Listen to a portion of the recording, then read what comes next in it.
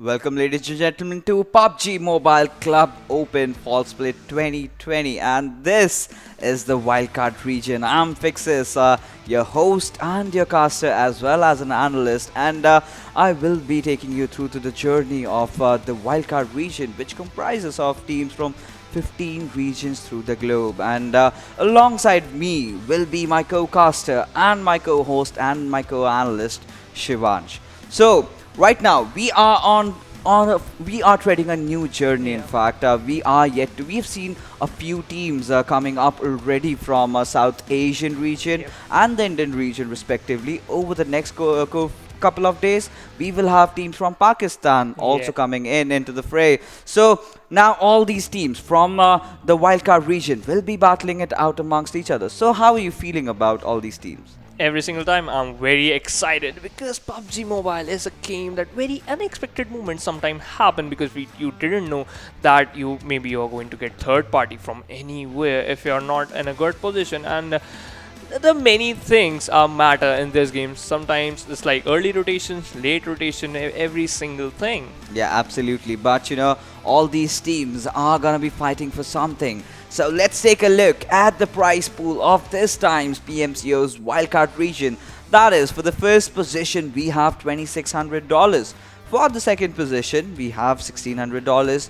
Third position gets $1,100. From fourth to 16th position we get $1,100. So every team playing in the finals is definitely getting $1,100, and from 17th to 32nd position you get $600. But it's just not about the money that these teams are fighting for.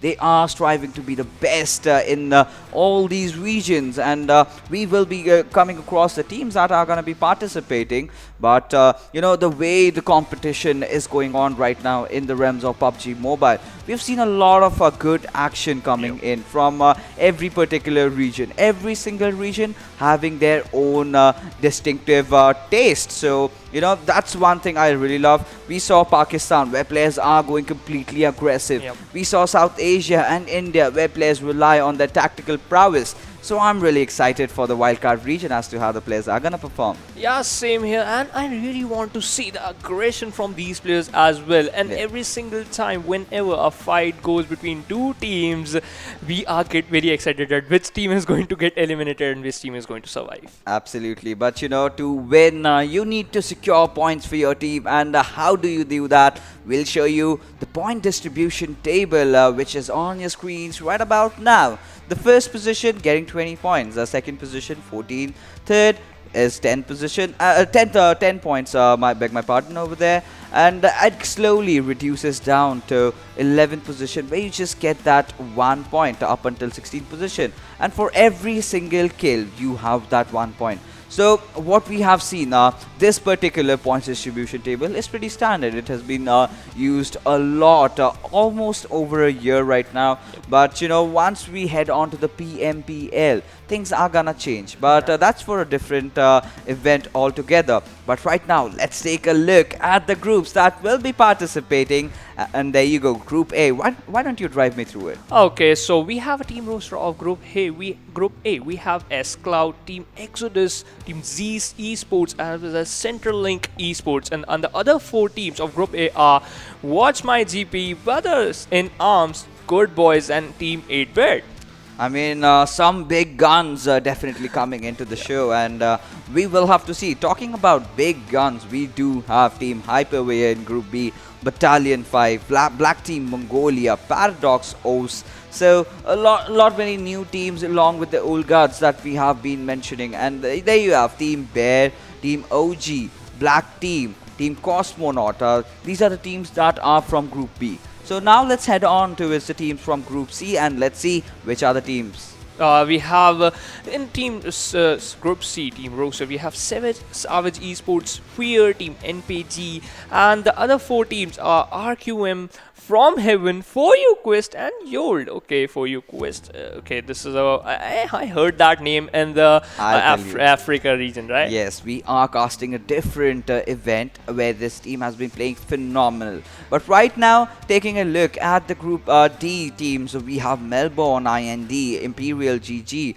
followed by Nepal Esports, Seal Esport, MT, and dynamic gaming. So for all you viewers watching on the TV, I beg your pardon, but empty is certainly a name. Team empty is not just an empty slot over there. You have players playing over there. So right now, today, we have the teams of Group A and Group B competing out against each other. We'll have 4 games and 4 exciting games perhaps, because we have 8-bit joining the fray. We have some big names and some newcomers, and we've seen this time and again those new talents really stepping it up, those new bloods, those new hunger that we get to see. So we have to see as to how when the teams that have played so many tournaments and the new teams that are forming, so we will see a clash in this strategy. So I think that is gonna make things a lot more interesting. Yeah, that is gonna make a lot of things.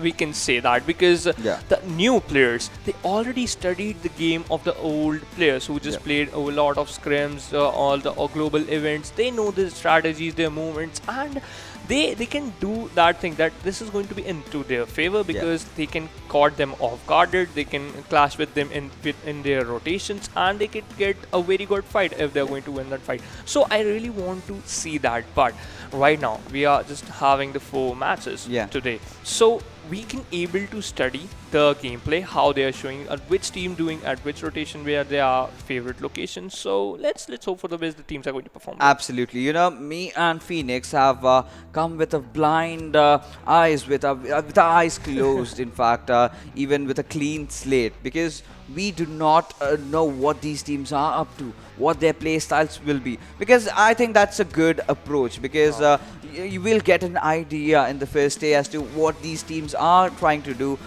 how their strategies are different from different regions, because in the wildcard region you just do not have teams playing from one particular region. So there are a lot of teams overseas as well, in the subcontinent over as well. So all these teams coming in, so they do tend to bring in their own nation's play style over there. So we have to see whether the defense is really working out, or is it the aggressive play, or is it those tactical maneuvers that these players tend to result into the chicken dinner. Whatever might be the case, if you are consistent with your plays, if you know what you're doing, if your rotations are right, and after all, of course, if you are taking the chicken dinner, then you are in good luck, and you will be certainly going to places far and beyond. Yeah, that's true. And the thing you just mentioned, you're getting that second dinner. If any team got second dinner in the first match, then every single team who didn't perform well get afraid of you, because you are showing the aggression, you are showcasing your skills, that you are able to get the second dinner, and you are at the first position, because every single time the first match you are going to be on the first position. But we are still want to see that how these teams are playing. And the thing is, in the South Asia region, we can see that very less amount of utilities they use. Are you just expecting the same? No, I think I have to beg to differ over here, because in South Asian region we have seen a lot of utility usage. It is Pakistan, I believe, where you know, players tend to go over aggressive sometimes, but you know, every single time we cast those games, we have always the same feedback to give, that if the players kind of show some controlled aggression, being the word over here, you need to know when you have to be aggressive, you need to know when you have to make those plays. So yeah, during a fight going on, you need to deploy your smokes right, you need to use your grenades. So since the inception of Peacekeeper Elite Championship of PUBG Mobile over there, so a lot of teams saw that it was a global event, it was a huge event, and in that we saw all those teams kind of using all those grenades. A lot of grenade utility usage was visible. So after that, there started that grenade meta, where all these teams started using a lot more grenade, a lot more smokes. We see all those vehicles. So every different region has their vehicle strats as well. A few regions like to use 4 vehicles, some regions like to use 3, some like to use 2, or some regions I've seen it goes completely berserk when a entire team is in fact inside a Dacia, and just in the next couple of seconds we watch them exploding to oblivion. So we have seen everything and every single action. I'm really excited to see what is gonna happen, because this is also my first time casting the wildcard region and all those teams. And a team no chance, Godless, Choconaut, we have heard a lot about them. Yep. They are waiting for all these teams in the finals, and the way they performed in the World League, that was amazing. So I have really high hopes from these regions as to step up and put up a good show. Yeah, that's true, and they just have to show that why they are in just playing the PUBG Mobile Wildcard League. Because the thing is, this is very important to showcase your best and to prove everyone that you are capable to be on the top. Absolutely, but to prove yourself, you have to see in which maps are you gonna play. And let's take a look at the schedule for the day that is right in front of your screens over now. Erangel is the first map where we start things off, and a second map is definitely gonna be Sanhok. Then again, we will head on towards the desert lands of Miramar and ending the day with the frozen tundras of Vikendi. And mind you, ladies and gentlemen, today we just have two groups playing. That is Group A and that is Group B. So every single day we will have some rotations in the groupings. We might see Group C and D. The next day we might see A and C. So the permutation combination will definitely happen over here to ensure that every single group plays with the other one. But now let's not wait any longer and just segue into the game, as the game is live. The first game of Erangel, as they call it, and the flight path trajectory heading from shooting range to its Milta power. I'm really excited. Let's see where the teams drop. Yeah, that's true. And if the teams, if their favorite locations are military base, ferry pier, Premosk, or maybe Novoripnoi, they just have to find some vehicles so that they can go to their favorable locations and do their loot. But I just saw that the teams are started to go their favorite location, but still, I think so that if the team are going towards the Pochinki side, they are going to be a bit safe, because every single time when the first zone arrives, we can see that Pochinki is always inside the zone until and unless the third zone it maybe got out, but it depends on the situation. And right now we are still witnessing that the teams are going on their favorite location, and still no team didn't go towards the southern position, towards the southern area of the map. I think so that they are still finding the vehicles. Yeah, they certainly are finding their vehicles, but this flight path trajectory is definitely going to favor the northern region. But I really want to see the circle being formed, which will form in any moment about now. But taking a look at the teams that are playing over here, so few teams that we know of, definitely for sure, that is Team Hype. We do know about Team 8-Bit. They're also playing so Hype. I am pretty well versed with their drop location. They love the Gatka area. They kind of tend to thrive over there. So they are heading over to that direction. But if we talk about the rest of the teams, they are taking the respective drops as well. We have Team EXDS going off towards the northwestern Georgia Falls City. We have the players of Team Zeus going on to the western Georgia Falls City. But if we talk about this circle, Phoenix, so a lot of it is in the waters, and I would love to see something or some circle forming just below Zaki, or maybe somewhere towards the northern side of shooting range. What would your preferred final circle be? Yeah, I go with the same, because I just want to see the circle towards the northern side of shooting range, because there are a lot of ridges. You can take cover of them, and if you are having 3 or 4 vehicles, you can make cover of that as well.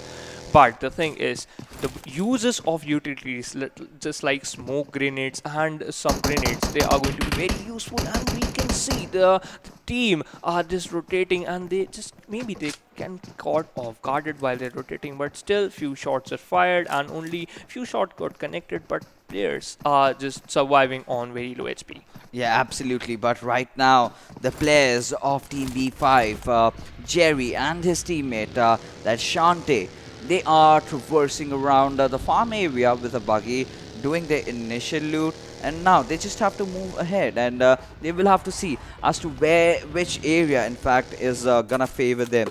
So right now the players of Team CE, that is Team Cosmonaut, this is a team that is relatively new. We have Praval, we have Sandhu. I want to see from which region they belong from. But Team Hype, like I mentioned, a team that has played the PMPL and has some big names. Gurkha being a very famous content creator. So this team is definitely gonna come with a lot of promises. We just have to see which one amongst them or which game will be the one for them in which they get the chicken dinner. So yeah, Team 8-bit. Okay, so this is a team that is known throughout the world. We have quite a lot of famous players over here. Akshu, Akshat, Omega, and Octus. So I believe Omega was one of the players of the former leg stump lineup. I want to see how they synergized between each other and how they are performing today. Yeah, that's true. And they just started looting in the individual compound of the northern area of the Gatka side, and we can see Hype, Tough Nuts just moving in through with the use of a bike and just telling here. But OG Joker, he spotted some players as well. He fired some shots towards him, but maybe he just escaped away. Right now they are doing their rotation. They are just moving towards the side of we can say on the first side, or maybe towards the military side. But yep, they are moving towards NovoRaptor. Right now they are looking very confident. They have the vehicles with them, and they are going to pick their player who is on very low HP. He didn't find any heal. Oh my god, he just have to heal himself first. Yeah, he has to heal himself, but right now I think he's got nothing to worry about, so that he'll have to rotate or something. There's nothing troubling them as of now. But if we take a look at how things are gonna shape around for Team OG, they're gonna be in a lot of trouble because the first circle has already started closing in and they have not even made it to their drop location. So now they are reaching NovoRaptor and they will have to make a quick loot and they have to instantly rotate around. But talking about Team Zeus over there, so now they've dropped in, they are inside the circle, they've got some pretty good loot, and there's no one competing with them. Yes, of course, the players from containers can definitely chime in, but right now this much area is enough for the teams. So let's see what happens. We already see a player knocking him down self just by falling, so pretty bad way to die. And he's the player of Team S Cloud. So I think so. He's just checking that maybe I could get knocked out or not, or maybe we didn't know. And right now, good boy Xiru just lying down on the ground. Maybe he knew that there is some players of opponent team inside the compounds. He's still lying down and they didn't using the vehicles. Maybe they are still trying to escape from here, but okay, we can see that he's still lying down. Maybe this is a great strategy to spot some players, and this could be worked out in the last circles, bro. You just have to run away, or maybe you just have to move forward because the player is really don't want to engage in any fight. And the good boy team, they spotted the player. They're trying to connect some shots and spraying down towards him, but not a single shot maybe got connected. Yeah, not a single shot even connecting over there. But the players from GooDBoyS have retaliated back towards the Rozok area, and they do not seem to be in trouble as of now. We can see a team over there in the school area, and let's see how things are gonna shape out. So Centrelink, this is a team that is routing those apartments and the school areas, but the circle. So let's talk about the circle, Phoenix. So if you talk about traversing, a lot of teams are traversing from the southern area, from the southern region of Katka over there. But we can see Special peppering down a few bullets onto its the players that are moving out. So we might see a lot of vehicular manslaughters. We might see a lot of vehicle explosions. We might see some couple of players being taken down while rotating. So a lot of things can happen. But apart from that, we can see the players over here from team WMG. They are rotating around. They have they have completed their loot right now. So it's been a pretty slow affair right off the get-go, but this leads to one thing leads to another, right? So if you're having a slow early game, so your mid games and your late games are gonna be very, very aggressive. Yeah, that's true. And you know what? If you're talking about aggressive, the team S Cloud trying to start with an aggressive start. They spotted some players of Battalion 5. They shot some, they trying to spray down the players as well, but still the spray is not that good and not a single shot got connected. Maybe they're still trying to engage the fight. They are want to engage in a fight and want to show the aggressiveness, but we can see Zeus Esports are very close to the team of Team Hype. If we are talking about this team have a very good amount of experience. They can show the experience here. They have the chance,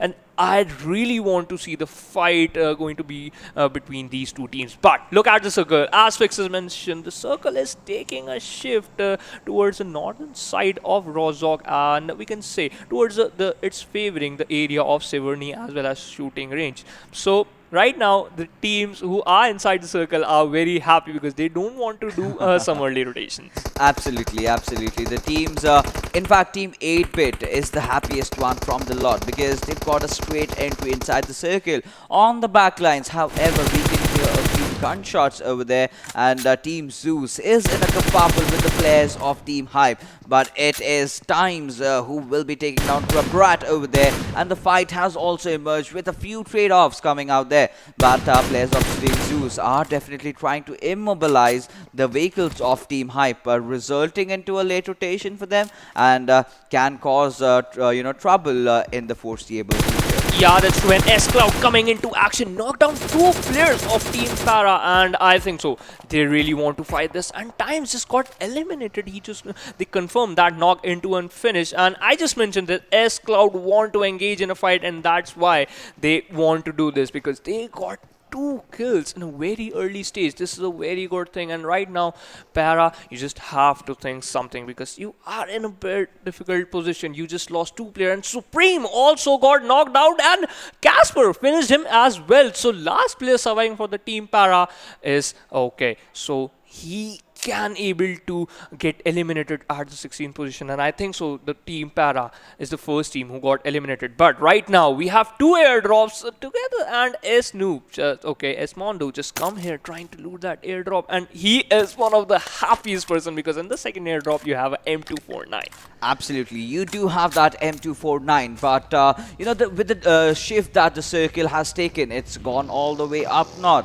So the area of shooting range is definitely gonna be a hotspot for all these teams trying to secure themselves a good position. Because if you talk about the areas that are available over there, you've got all those hills, you've got all those good covers where you can capitalize. But there you go, Tough Knot taking down Brad from TWMG, and Casper. Oh my goodness, I thought that the cover fire will be there, but Luka's already getting himself inside the water over there, immersing him out, and does not feel like engaging. But Team Zeus and well, we do also have the players from Team WMG. In fact, 3 squads onto its western side of the Georgia Paul city, each one going after the other. But right now, as things stand, Team Zeus, they are still taking a few shots down onto the players of WMG. We just have to see as to what comes out of it, because this is still the second circle. If team wants, they can fight it out. They can engage with one another. They've got those healings. They've got those utilities. I think he could do with a few more boosters. That is icy, but and also a few grenades and smokes as well, because that is what is gonna make you win and keep you alive in the final circles. Yeah, that's true, but I'll suggest them to move inside the zone, because look at the location. Look at the zone is taking a very northern shift, and the third zone is going to arrive in very few seconds. And Team OG Roger is on very low health, trying to rotate inside the circle, and he is a little bit far away. If he's not going to apply any heal, maybe if he got caught off guarded, he's in a big trouble. And yep, he's doing the same thing. And they are very close to the team of we have COSMONAUT. If they know that there's a team, then maybe they are going to have a fight. But GooDBoy just trying to engage in some fight, and yep, they are doing the same thing. And they Exodus, they already knocked, 2 players already got knocked out. And what? There's just behind you guys. What are you doing? Oh, finally, Skiru just spotted him down and finished him as well. And you know what, GooDBoy, you are the bad guys. You just eliminated 1 team, and already 13 minutes. We just hit the 13-minute mark, and they got 4 kills, and that's amazing. Well, that was quite an eventful start for the players of GooDBoyS, and a certain fallacies being there over from committed from Team Exodus. A lot of mistakes, just charging inside a shack without spotting the entire location of the enemies. But there you go, Team Beers. Mosket taking down two players of Team CL. Unsolved will be history right now as he gets taken down and has been showed a path to the lobby. And so is Killing. So all these fights are happening somewhere around the Severny area onto the northern side. Now the circle has also rotated out and shooting range is the epicenter. This is where all the fights are happening. But right now, Team Bear, they've got 3 kills. And the surprising factor over here is that they've just got 3 players for themselves. But right now, Team OG, they are playing from the edges and have spotted down the players of Team Hype. Venom to be precise over there. And if you take a look at the mini map over there, we've got 2 players from Team Hype on the left hand side and the remainders are trying to rotate it around. But Casper, he can actually spot down Mondo. Mondo is peeking out. He is engaging against the players of Team OG. But imagine if he is caught off guard and Casper manages to find a knock, then I think players of Team S-Cloud are in a lot of trouble. Yeah, that's true. But right now, I think so Casper is going to stay there because he is inside the zone. He don't want to reveal his location. If he's going to do that, he's going to be in a big trouble. But we can see the zone is still shrinking.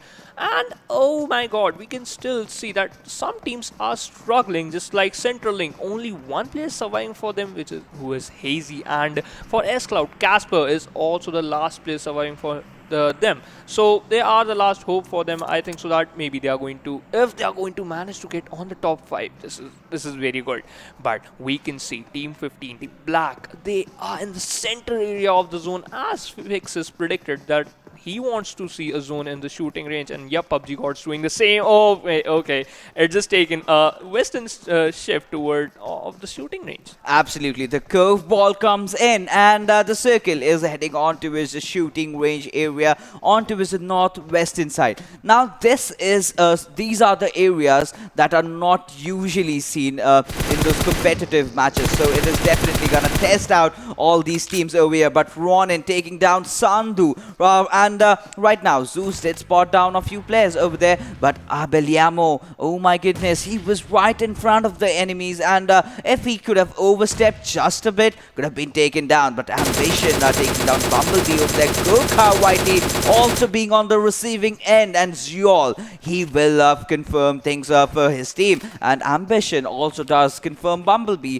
and Hazy goes down as well. So a lot of teams rotating around. A new unique circle has been formed. A very, very good start to the Wildcard region. But right now, as things stand, Team Hype, they are already down to their 3 players. And, Team 8-Bit still has a good chance. But Team Bear, they are looking very promising. Members of Team BIA, Suman is spraying down onto its Mosket, who is traversing with his buggy but will step down from it as the tires are flat over there, is waiting for his teammate Jerry to chime in. But Whisper, he takes down Spider from Team S-Cloud, and Ambition will be falling down to the wrath of the play zone and will not survive any longer. Yeah, that's true. And still, the teams are right now doing their rotation, and we have to get a very good location inside the zone. And Team OG, Soya just got knocked out, and Joker, the kill got confirmed, and S-Spider got eliminated by the play zone. We have left with only 14 teams. 43 players are alive. But the good thing is, we hit the 17 minutes mark, and a good amount of teams managed to survive till here. But Z's, Abli Emo, spotted down some players, and he just using the SLR. We didn't expect this in the Erangel map, but yep, the unexpected always works out. But we can see the kill feed is running, and Nirzid just got eliminated by Black Heli. Yeah, absolutely. But right now, taking a look at Team Zeus, they've already got 4 kills there to themselves. And they are also being shot from the other sides as well. Ronin, he is healing up with his first aid. But we still have all these teams kind of in a very close proximity to each other. But members of Team Bear, they are gonna stop at nothing as they are taking down teams one after the other. We've seen a lot of players being taken down from this squad. And they have kind of cemented a good opening day for themselves, and a good Erangel map can definitely live up. Something that they've been wanting for quite some long time. A good momentum boost from the first game itself is definitely gonna help them in the next games to come. But right now, the players of Team Zeus, they are on towards the northwestern side and playing through the edges. By the map feed that I have, I can see everyone is on those edge lines. No team wants to take the center because, of course, it's in the open. If you are in the center, you will absolutely get shot from every possible direction. But what we have in front of us right now is Team Zeus just facing against the players from Team CE over here who've got the bunker for themselves. So they can certainly use it to their advantage. But let's see how long is this team gonna survive. Yeah, that's true. But look at the zone rotation. It's shifted towards the northern area of the shooting range. And I hear the gun sound. One player of 8-bit who is Akshu OP just got knocked out, and Beer. Okay, they already lost one player, and 8-bit just trying to fight back, and yup, they're doing the same, and we're having a great fight between these two teams, who is 8-bit and Team Beer. 8-bit already, two players got knocked down, two players are surviving, Octus and Omega. Can this fight is going to be in their favor? This is going to be a very I think so. The time is going to tell, but right now Z's icy cooking a grenade thrown towards the side of we can see. Okay, the zone is a little bit short, and COSMONAUT, they are a little happy because they are controlling the bunker. And oh my god, BIA, he know that some players are just moving around him, but he didn't shot a single fire. This is maybe a part of the strategy. Yeah, certainly. This is definitely looking like a part of the strategy, but Akshu, he is down over there. And now Team Bear, despite the fact they've got just 3 players, they are on a roll. 6 kills already, but they have also lost out on 2 of their players. Mosket and Ambition being taken down over there. Jerry, being the last man surviving, has to take his buggy, has to traverse around the entire map. And Legend, oh my goodness, he is going in for that spray. But right now, 8-bit find themselves in a bit of a pickle over there, but Octus is gonna stop at nothing, and Akshat will finish things off as Battalion 5 has been eliminated from this particular game. And Team Hype, they are also on a prowl as they are taking down the players of Black Team, and they have been taken down from the lobby as well. And all these teams are getting a lot of kills, what we expected, a lot of good strategical plays with a lot of aggression being coming in, and so this is the best of both the worlds. There you have the perfect balance, as we can call it. But Venom, oh my goodness, has the mini and will be taking a few shots on towards them, has the DMR, so these are the single taps. But mini is a weapon in which you can shoot your bullets so fast, it feels like as if it's a spray. But Brothers in Arms, they have been taken down, and right now the circle is still forming around the northern areas of the shooting range. Black Fury, oh my goodness, he does have to make those important decisions for himself because he is surviving, and he's just the last member surviving from his squad. And as the game progresses, we have to see on all these teams that are engaging on the edge areas, which are the ones that are gonna survive. But there you go, the circle, the curveball being thrown, and completely goes in the favor of the players from Team GooDBoyS. So they've had a good start. They are looking promising. Let's see if they can seal the deal. Yeah, that's true. But if you're talking about the team, Black Fury is still trying to fight back. He is the last man surviving, but the courage he's showing is very amazing. He still want to collect some kills, but Team Zeus, they are not stopping. They are just again and again knocking down the players of Hype as well as COSMONAUT. So they are taking fight from 2 directions right now. The good thing is you have to move inside the zone. The first priority is the zone, then you can take fight easily. And Abelamo just healing himself, applying some boost as well, just drinking some energy drink. They already have 5 kills right now. You guys have to focus to get the chicken dinner, or you have to be in the top 3. This could be good, but the 6th zone is shrinking in, and the team are forcing to go inside zone. And the last player of S Cloud just got knocked out. Oh my god, WatchMyGP, the last player of him, also got eliminated. But Black Fury, he is still fighting with the players of COSMONAUT, and Legend wants to eliminate him, throwing some grenades towards the side of the player of Black Fury. Oh my god, he managed to knock him down, and Beer just got eliminated at the 7th position. Bravo spotted down some players, trying to spray down towards the player of Zeals as well as Team Hype. He wants to use this fight into his favor, doing a third party, but didn't get a single kill, and he is want that some kills. Absolutely. Now this entire area has become a battlefield where all these teams are trying to survive. It's absolute pandemonium as over Team GooDBoyS, as you can see. Casper, they've got a good cover of those shacks, and now they are playing around as well. And they look really, really strong already. 7 kills for their team, all the players alive, and also having the blessings of the circle. BlackTeamMongolia, they've also taken the exit, and so have the players from Team Hype, getting taken down with just 4 kills. And now we just are surviving with just 3 teams alive, 9 players remaining. And Team CE, let's see what they are gonna do. COSMONAUTs, they are a promising squad. They did drop off at Milta. Now they've traversed a long way inside the circle, having 3 of their players still alive, 1 being eliminated. We will have to see which team emerges as a champion. But there you go, the knocks come in, and GooDBoyS, they are in for a proud over here. And well, there is that fight happening. And on the sidelines, we have the players, the last 2 survivors of Team 8-Bit, that are waiting for these 2 teams to battle it out. This is a Mexican standoff, and only one team is gonna win. Yeah, that's true. And still, COSMONAUT, one player got knocked down. They have to give him a revive so that they can have an equal fight with the other teams who are surviving. We left with only 3 teams. We have GooDBoyS,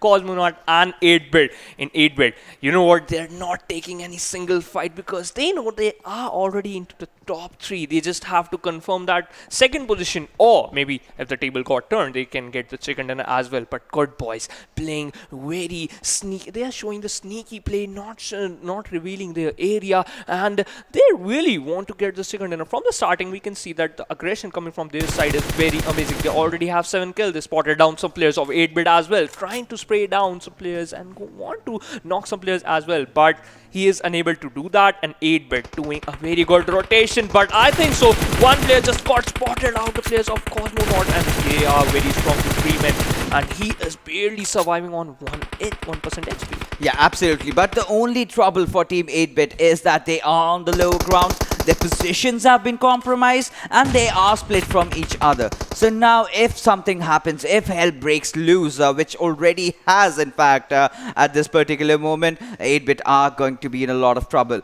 So they've deployed their smokes right. Now the fight that was going on between Team COSMONAUT and Team GooDBoyS has now turned things around, and now it is between Team COSMONAUT and Team 8-Bit. So now the players of GooDBoyS, they are rotating in.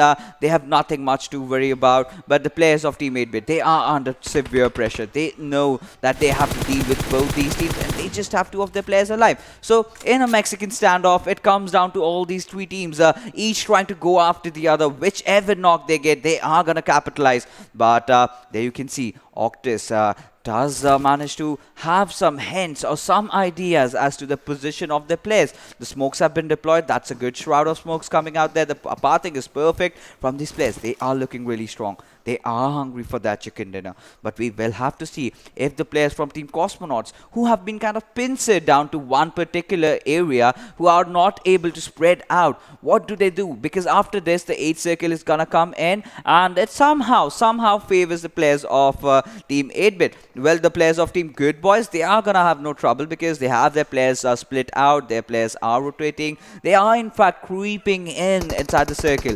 But once they spot the players of COSMONAUT, they are in a whole world of trouble. Yeah, that's true, and still not a single player got knocked out. They're having that the game of snakes right now, because not a single player want to reveal their position. And GooDBoyS trying to spot some players of 8-Bit, and yep, he just spotted him down, trying to spray him down as well, and he is barely surviving on a 40% HP. Octus, this is the perfect time. You should have to throw a smoke grenade to make an extra cover, which you give your upper hand in the fight. Okay, he just want to apply that heal, and yep, he's on now 75% HP. But the danger is not over because the teams are still here. Oh my god, GooDBoyS, one player just got knocked out. They are in a big trouble because the team of 8-Bit, they want to seal that kill. They certainly do want to seal that kill, but right now, Probable, he's got other things in mind. He is spraying down, trying to pepper down those bullets and get that confirmation for himself. But will he succeed as the bullets are going into thin air? But right now, the players are getting knocked one after the other, and the Mexican standoff is finally coming to a close. GooDBoyS, they've just got that one player remaining, and so have Team 8-Bit. Omega being taken down, Akshat still in the picture, still trying to fight it out. He's got no time to go for his teammate. He's no time to go in for that revive, but one grenade from Praval can change things around, can get that whole squad wiped out over there, and Praval actually does manage to do that as he takes down the whole squad, and it has come down to a 1v1 situation. Akshat having the Uzi, but Praval will be charging down the enemy lines, but no, Akshat is just too much to control, and this lad getting the chicken dinner for his team. Team 8-Bit off to a very, very good start. Yeah, that's true. And the patience that Akshat showed is very tremendous, because he's just lying on the ground, don't want to reveal his position. He just wants that the two teams in front of him have a good fight, and one team got eliminated. Then I'm going to rush towards him, and he does the same thing. But a good game coming from COSMONAUT side as well. They managed to get the second position. But how many kills they have? Yes, that's the golden question. That's the question. How many kills do these teams have? But, talking about the analysis part over here, it was pretty easy. 3 teams were there in the final circles. It was GooDBoyS on the right side. It was Team COSMONAUTS on the left side. And Team 8-Bit were down below. Initially, they had a disadvantage. They had their 2 players. Their 2 players were split out.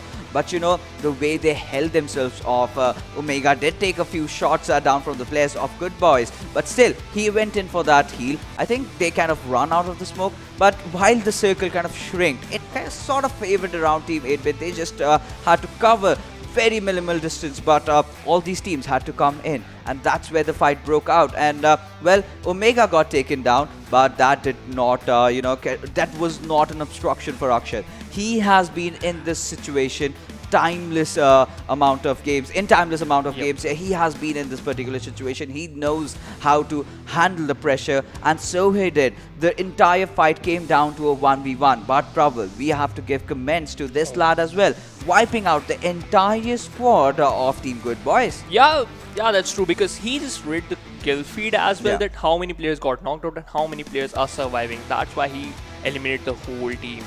And Akshat just used that into his favor. Absolutely. But now let's take a look at the match summary. And I want to see a lot of smokes and grenades being used out there. And 207 is definitely a very good number. 16 knocks, 58 kills being converted. The conviction rate is definitely visible over there. Teams are going in for those kills.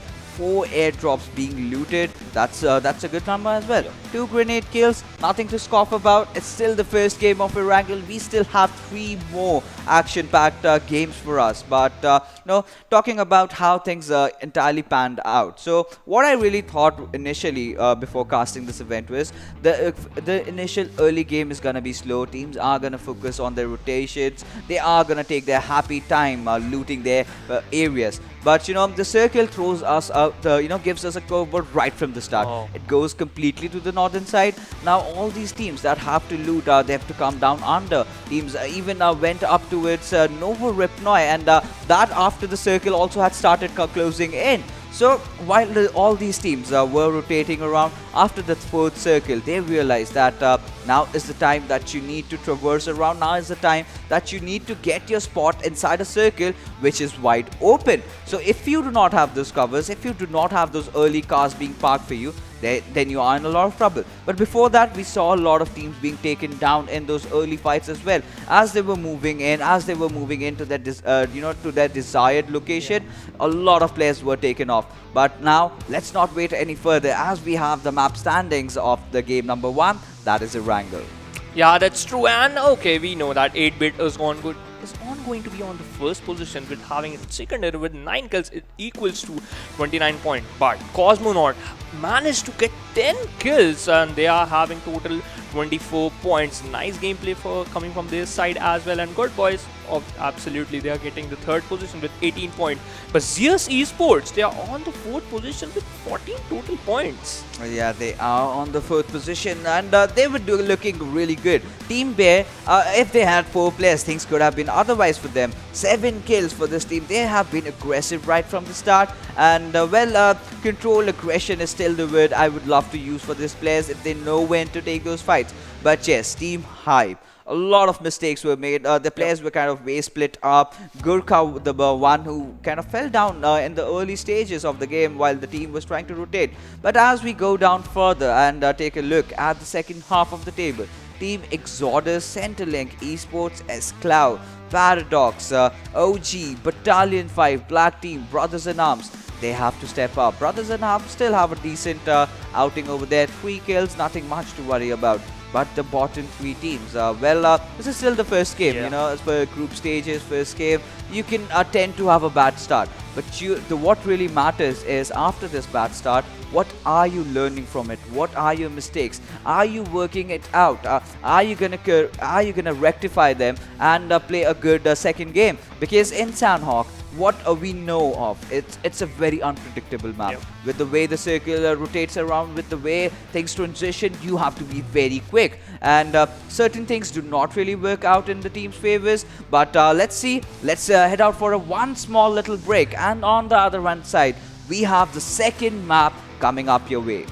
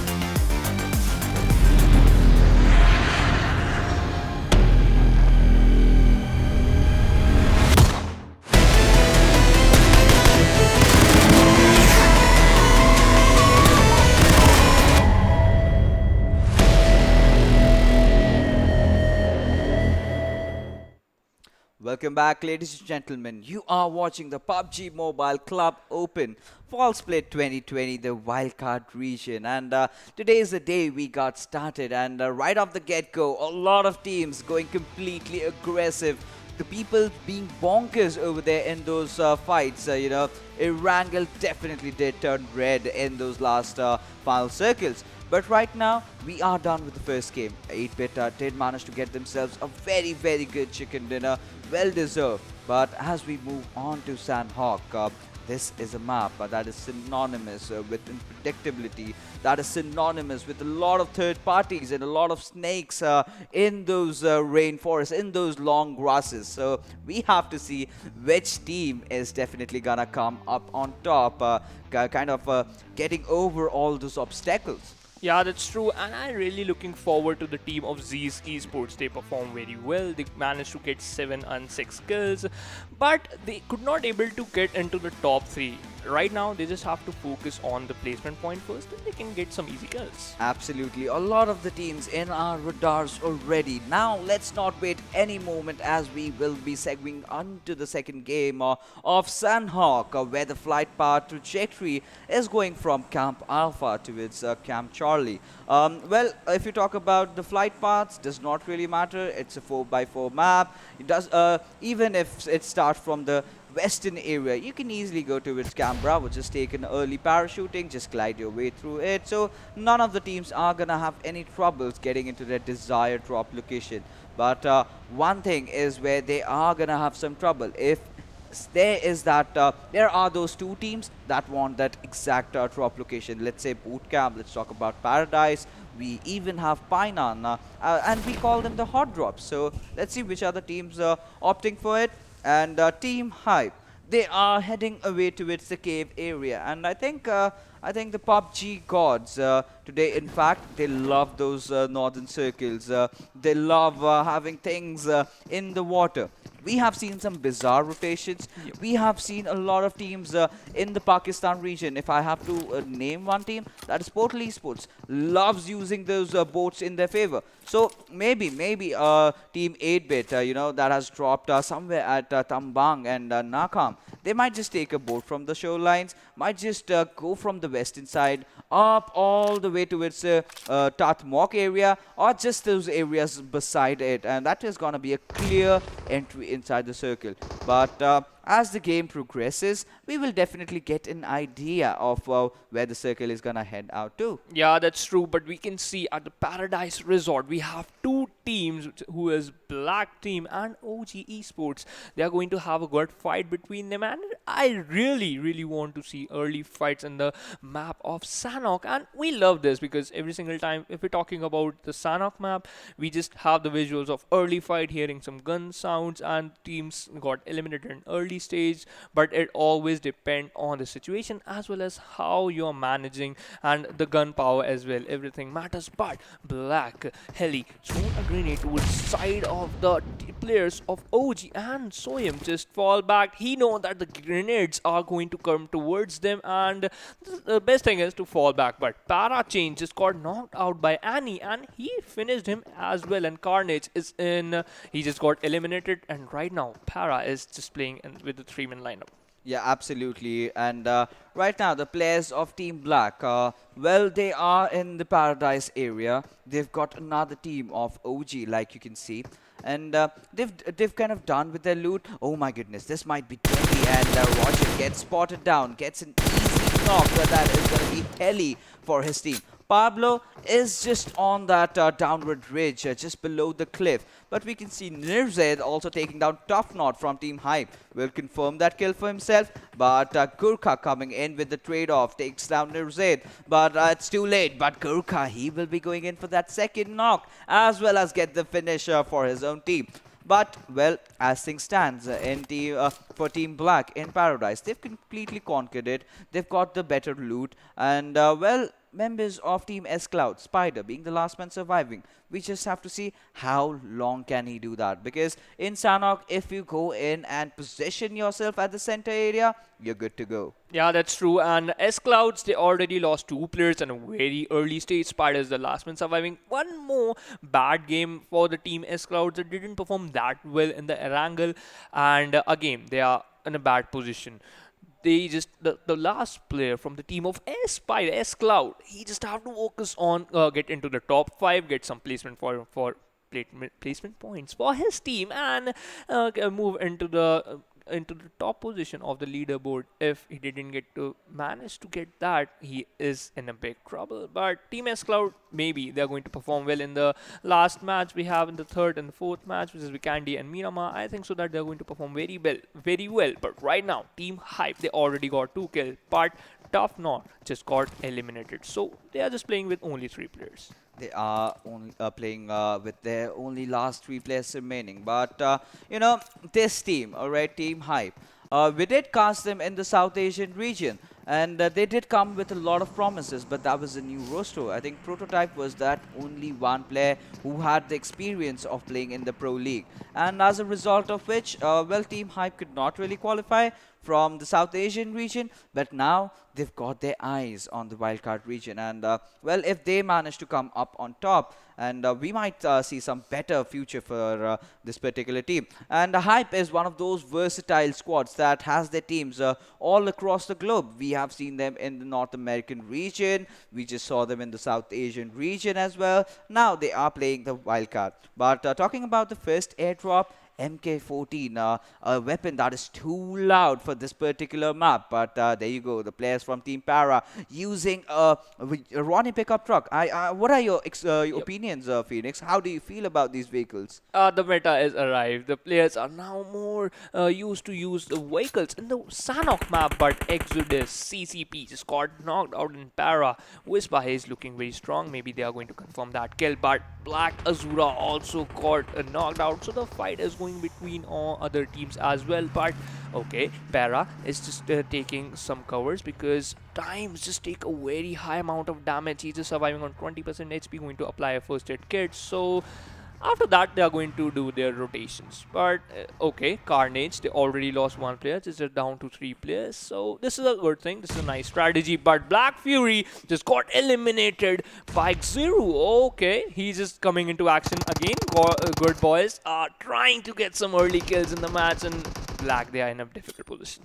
They are certainly in a very difficult position over here. But Manta will be lobbing those grenades out in perfection. But those retaliation grenades, in fact, Molotovs come in, and Azura will be not just knocked over there, but will be also begging for his life. And as he burns down, well, the members of GooDBoyS are rotating around. And Rat, if he makes a further rotation towards the right side and kind of finds the players of Team Black with the pants off, this can be a really good fight for them. But Casper, like we saw earlier, has been taken out of the equation over here. But Zata taking down Azura will finish him off. But the great fire comes in by Mujik, who will get that knock onto its Rat. And well, now things are getting troublesome for Team GooDBoyS as Zero. We'll have to see what he can pull off, what he can do at this particular moment. But Mujik will get that kill confirmed on Rat and instantly just back off. He knows he's the last man surviving, has gotten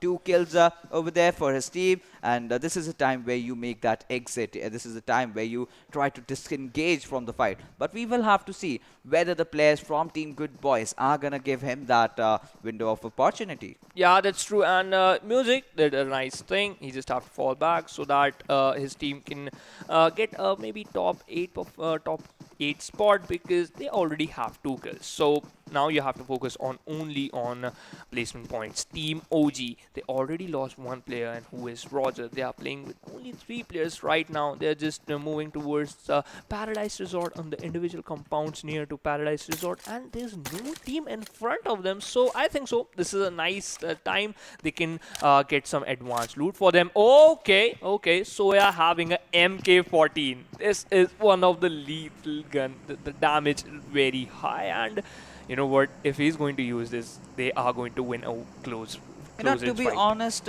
Phoenix, I am scared of this weapon. Oh. Not because it's very loud, it's huge, but after if you have to spray someone down in those close range vicinities or in those close combat fights, there you see that just that one bullet sound coming out, and the rest of the sound goes into oblivion. I do not know where it vanishes. Does cause a lot of ruckus for the opponent team who is on the receiving end. But right now, well, this particular gun can be used as a DMR, Yep. can be used in the mid range. For me personally, this is the best airdrop that you can have. But in a map like Sanhok, say you're using it as with your 6 times or your 4 times, kind of gets a little bit tricky over there because it reveals your position from really, really far. And that's the problem with a map like Sanhok. If you tend to kind of over-engage in those fights, there are certain teams that will want to capitalize. There comes that factor about being third-party. So, well, if you talk about the airdrops, I love the Groza with a suppressor in this map because the silence, this shrouding of the noise that comes with it really does help. But as things stand over here, the circle, we are gonna see where is it taking that shift. Is it gonna still stay in the water? Is it gonna come down south? Maybe towards the Paradise Resort. Or we can also see a heart in circle. But there you come, the moment of truth coming in there, an even shift as we can witness. But the second airdrop, the DBS. Okay. I do not know. I don't get good vibes from this weapon at Yeah, all. that's true. And if any player decided to go and loot that drop in the water areas, he is going to be very, very unhappy or maybe unlucky because you just have a DBS. I have to tell you that not a single player is interesting to use that gun because every single player wants to have a good control on AKM and Info. They are always relying on that type of guns because they know that the firing rate and the damage is very high. But DBS is not that good gun. So let's talk about something else because that's not the topic. DBS is not the topic. The topic is we have a very good fight going in the map of Sanhok, and we still have 52 players alive, and not a single team got eliminated. This is a good thing.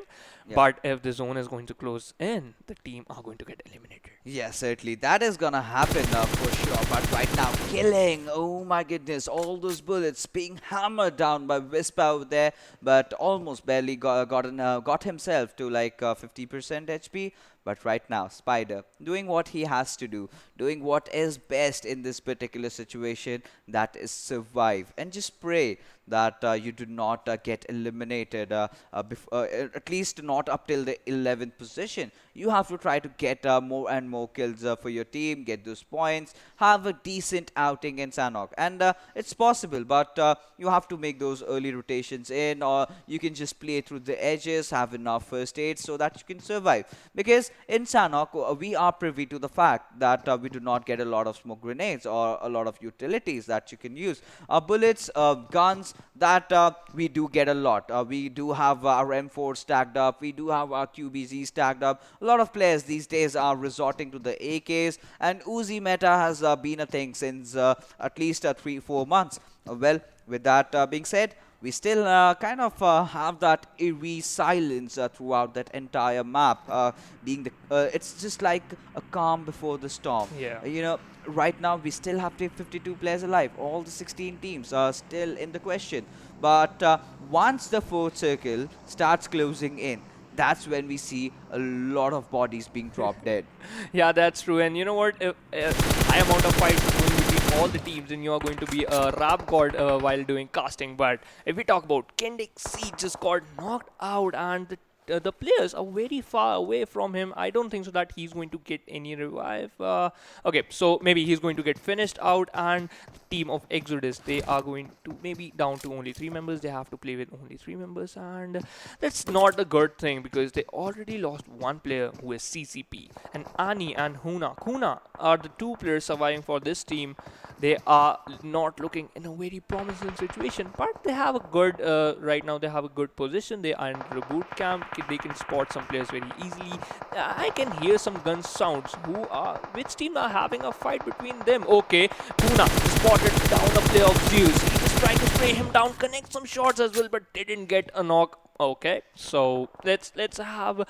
Okay, he's just surviving on 40% HP. That's a good thing. But Jerry, can he spot the player who's just coming from, just trying to rotate from the water sides? Yeah, Battalion 5. This is a team that did not have a good start, but right now they are looking to change things around for themselves as they are in that island. But Cherry, he still has his crosshairs aimed at his opponent, and any single moment he can take those shots. But right now, we are gonna witness a shift, and this time around, it comes down south. Paradise Resort, just the western side of it, where the players of Team Paradox are. They are in a good position. They've got a good compound that they can hold on to. So we kind of are in the flat grounds right now, because in these areas you just have a lot of compounds, a few hill covers. But the teams right now, what they will be preferring over here is to try and take those quick compounds that are still available. So Team 8-bit, like we anticipated, have taken that water route from the north, from the western side. They've come all the way from the northern side, and now they will get a good position inside the circle. But before that, they will have to deal with a few other enemies as well right in front of them. But as things stands for Team Exodus over here, Kuna and Ani are the two players surviving. Ani already just surviving on a sliver of HP. One more bullet from absolutely everywhere, in fact, can lead to their demise. Yeah, that's true. And still, Battalion 5 trying to spot that player. That where did he go? We just spotted him down, swimming inside the water. But where did he went? Did he disappeared? Okay, yeah, he is. He's just taking cover of a rock. But you know what? We didn't mention our team, COSMONAUT. They're having a very good rotation. Not a single team is front of them, and I think so that they are going to get the chicken dinner in this map, because they finished second position the previous match. They really want to get that chicken dinner, and yeah, the same thing. The same thing is going to. This is very common. Every single team want to get that chicken dinner, because every single team wants to be on the top of the table. But Ani is still inside the water. But meanwhile, WMG Singy just got knocked out. Okay, so they just have to revive him and have great fight, because if you're in a 3 versus 4 situation, you don't have a upper hand of manpower, and it is always required in the Sanhok map. Yeah, it certainly is required. You need all your players over there, but Black Team Mongolia being the first squad to be taken down. But we do see a kerfuffle between the players of Team 8-bit and the players of Team Bear. And Omega has also been taken down. Octus will be finished off. So 8-bit taking fire from a lot of different teams over there. Now it all comes down to Akshat and Akshu, the two experienced veterans over there for 8-bit. And Akshu is keeping the spray along. But Akshat is in a bad situation over there. He is alone. He knows that he cannot have any kind of backup. Whatever backup he has is from Akshu. And right now, he is inside a compound. He is safe and secure. But somehow, Akshat has managed to deploy a few smokes and is going in for that revive. And Omega coming back into the picture can certainly help. But how long are they going to stay in the open? And Akshat's role has been very, very instrumental over there in trying to defend the enemy pushes from far up top coming in.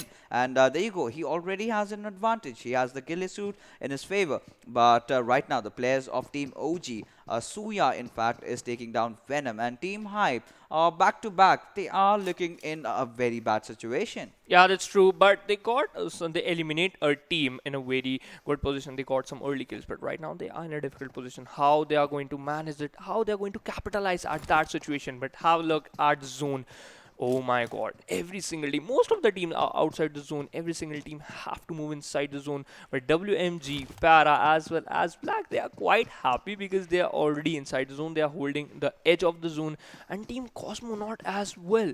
They are still uncontested. Not a single team take a fight with them. And they are still having a very good chance to get that chicken dinner, because they are holding the compounds of the Tatmok area, and still not a single team is front of them. But 8-bit, maybe they want to join the party.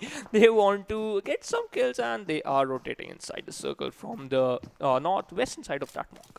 Yes, absolutely. And you know, if you talk about Team Cosmonaut over there, so what really worked out for them is that they dropped onto its northern area, so rotation was rather easier. But now, as the circle has started shrinking in, as the teams are slowly starting to get into an engagement, we are gonna see them in fight pretty soon. And they still have some good areas for them. They're still traversing around, but now the players of Team BIA, they can also be visible in front of our screens. They are trying to hold on to those bridge areas. They're trying to peek out, trying to spot down a few players. But the players of Team Black are taking down the players of Team WMG. And well, Kuna is in a lot of trouble as he has firepower raining upon him, and he's almost about to get eliminated. And Shantae from Team B5 is also in a lot of pickle over there. He's taken a lot of damage and barely surviving on 20 HP like we just saw. But Akshat, he is the one who does not like kind of backing off. And I told you, now Team Cosmonaut is making the rotation. Some of the other teams will be spotting him down, and that was Team 8-bit in fact. Hazy also falling down to the players over there. So 2 losses already over there. And well, this is Centrelink Esports. The players are falling down. And Kuna, oh my goodness, he is spraying down as well. But there you go, the players of Team S-Cloud, the last surviving member, Spider, he goes out of the equation right now. But Praval, alright, he is knocked down by the players of Team 8-bit perhaps. And now we can see a lot of fights happening about right now. And Team 8-bit, one thing they're doing really good is they are going in for those backstabs. Somewhere Team Cosmonaut did not anticipate, but right now Gurkha is engaging against the players of Team Black, but will get knocked down over there and instantly traded off. And Venom will also meet his maker any moment right now. OG, the players have to make a rotation from the Paradise Resort inside the circle. But right now Turtle, oh my goodness, he is looking promising. He did manage to take down 2 players of Team Hype, but gets punished. Yeah, that's true. And Turtle from Team Hype is the last man surviving. They somehow managed to get 5 kills, but you are the last man surviving. And we left with 14 teams. 37 players are there. And we hit the mark of 20 minutes. But 8-bit, they are not stopping. They are again and again knocking down the players of Cosmonaut, and they finished them as well. Cosmonaut eliminated at the 14th position, and Team Exodus got eliminated at the 13th position. But okay, Jerry, he is just playing very amazing play and eliminate a player of the climax. And okay, he's just trying to make a smoke wall so that he can give revive to his teammates. Yeah, certainly. He is trying to do that, but right now, Centrelink Esports, they find themselves in a good position, comparing them to Team BIA, who are taking the wrath of the circle over there.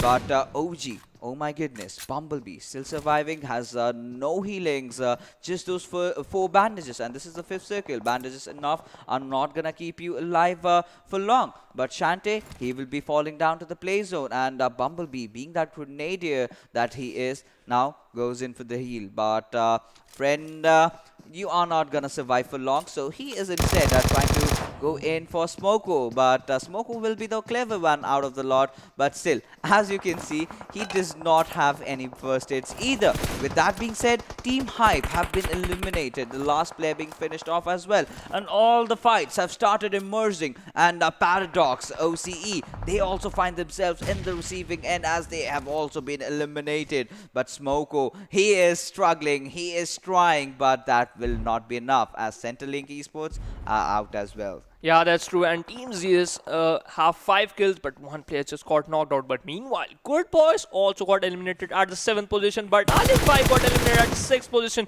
OG Soya, what a nice spray coming from his side. And he just... Okay, if he continues that spray, maybe he's going to knock Jelly. But, okay, Helly. But, okay, he just discontinued that and didn't got a knock. Black. Action. Trying to come into action, trying to knock some players off the team of Z's Esports and still trying to spot some players. But the good thing is they are inside the zone. They can gatekeep all the teams, and Action just spotted down the players of Z's Esports and OD Esports. I'm sorry, OD Esports. He's just trying to bring him down, connecting some shots as well, but somehow he managed to have survive on 40% HP. Yeah, he certainly did manage to survive on that 40% HP, but is that gonna be enough as the grenade goes lobbing in, and there you go, he gets taken down. And Action would certainly want to capitalize on the situation. He has the mean machine, he has the Groza, and also has a suppressor along with it. That is going to be very, very detrimental for the players of Team OG. They have got to feel scared over there. They know that someone's got the Groza in Sanhok. That's a deadly weapon, but Icy taking down Suya from the backlines, and the third party is coming in,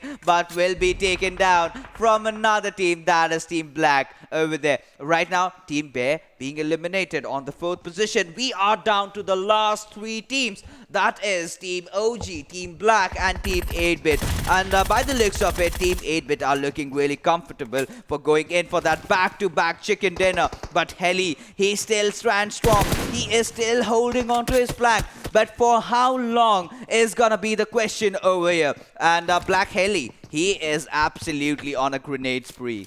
Yeah, that's true, and we have left with only 7 players alive.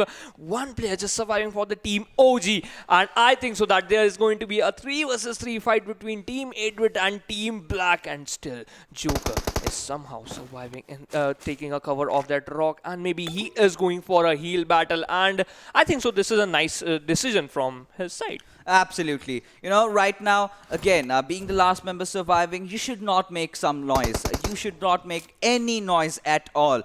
Because the fight, if we talk about the circle, in fact, it has favored Team 8-Bit. Now the players from Team Black have to move in. But this is the chance where a Joker can actually capitalize on the situation. He has to stay on the back lines. He has to wait for his opportunity to strike, and so he does.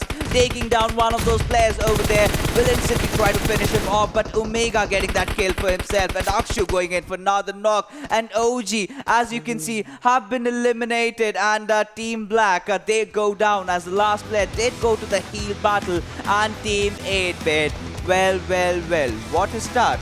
2 games, 2 chicken dinners already. This team looks to be dominating. Yeah, that's true. And the first thing they did to eliminate the team, COSMONAUT, who is just coming into their way, and they got the 2nd position in the previous match. They eliminated them first, and now 8-Bit, maybe at that moment, 8-Bit was very confident that, yep, we are going to get the chicken dinner, and they did the same. Absolutely. You know, if you have to break down as to how Team 8-Bit got that chicken dinner, it's pretty simple. They landed off onto the southwestern side of Dartmoor. They knew the circle was going up north. So what they did was they initially got their loot. They were also in a bit of a pickle. They were in a situation, they lost out on one of their players early on into the game. But courtesy to Akshu, in fact, who really held on to his ground, bought enough time to get that revive onto its Omega.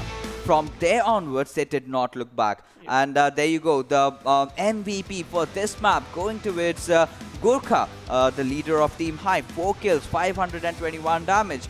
Though Team Hype got eliminated in those mid-game stages, but still, you know, his contribution to this team has been intense, and he's been so immaculate in his team's performance. And this time around, Team Hype did have a good offering over there with those kills coming in. Position points, they will eventually get out. But coming back into the discussion that we are having, so what Team 8-Bit did is they got done with their loot. They did try to rotate around, and did take the waterways all the way from the southwestern side towards the north. Yes. Now they come behind the players of Team COSMONAUT, so whom you were telling are in a very good situation. Backstab them, and then, you know, whatever just happened, they kind of got the blessings of the circle. They were in good position. They had good cover. They let Team Black force on towards themselves. Well, Joker from OG did a lot of damage, but did not get any kills confirmed, as the kills were stolen by the players of Team 8-Bit and Omega, to be precise, over there. And it just came down to a heal battle, as the last player was standing. He was alive, but not for long. And there you go, another easy chicken dinner for 8-Bit. But with that, let's head away to the match summary as to see how things panned out in Sanhok. Yeah, that's true, and we have total knocks 55 and total kills 55. So somehow the players managed conviction. to... Yeah, 100% conviction. I was about to say that. But look at the utilities they use. Only 65 smokes and grenade. But the thing is, from this low amount of utilities, they managed to get 5 grenade kills. And okay, this is a very nice start. If we talk about, and 3 airdrop was also looted. I think there you have a point, Shivansh, over there, because it does not matter about the numbers. You have to make sure that even if you just have that one smoke, it does its work. It does not matter if you have 10 smokes and you just lay it over the land and you just say, oh, I've dropped on smokes. You need those smokes that keep you alive.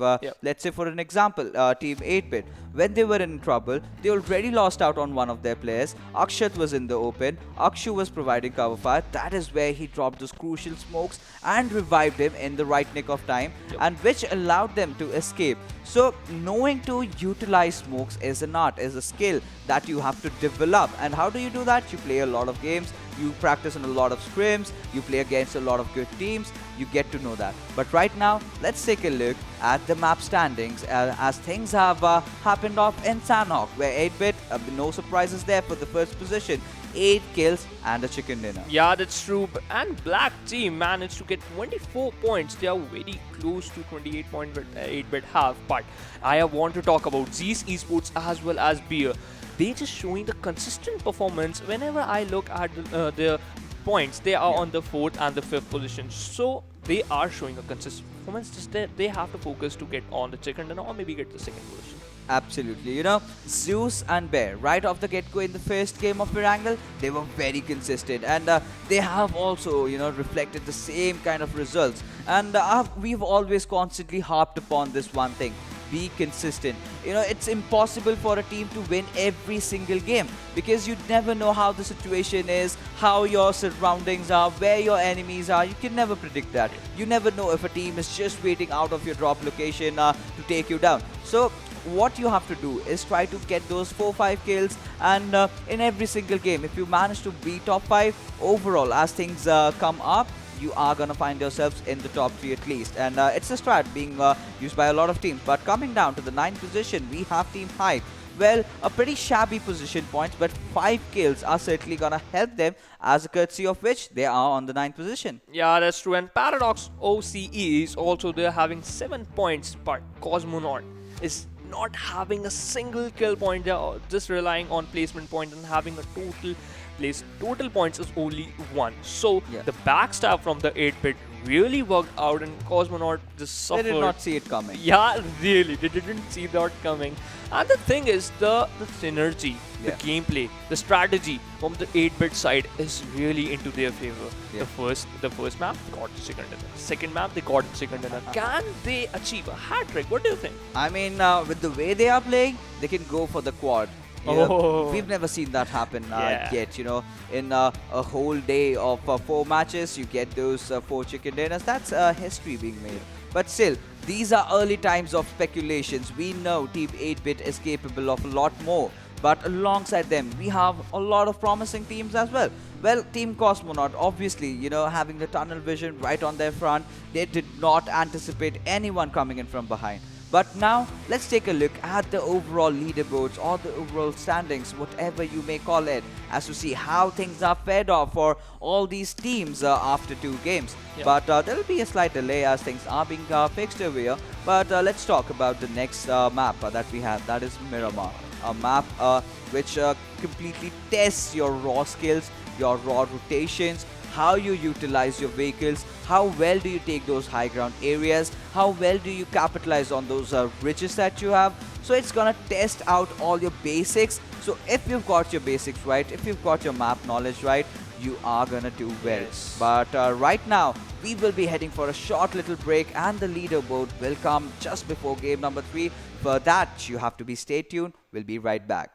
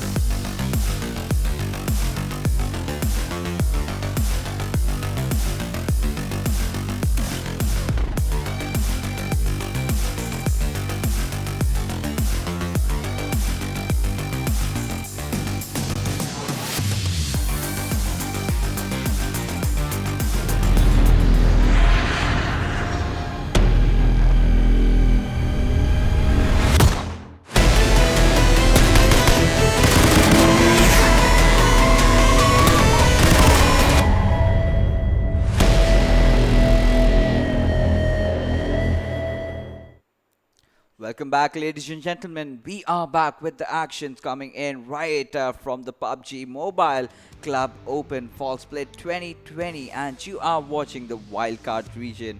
I'm Fixis, and alongside me, we've got someone new in the house. That is Shadow. So, Shadow, first time casting the Wildcard Region. What are you expecting? Thank you so much for the lovely introduction, first of all. And yes, first time casting wildcards. I'm super excited. I want to see how the teams under pressure performs, because wildcard matches are always make sure in wildcards. I'm sorry, in wildcards teams are always under too much pressure because they couldn't perform previously. This is their last opportunity to perform and qualify for the next stages. So teams are going to be under pressure, but Team 8-Bit is not at all looking under pressure because of the way they are performing.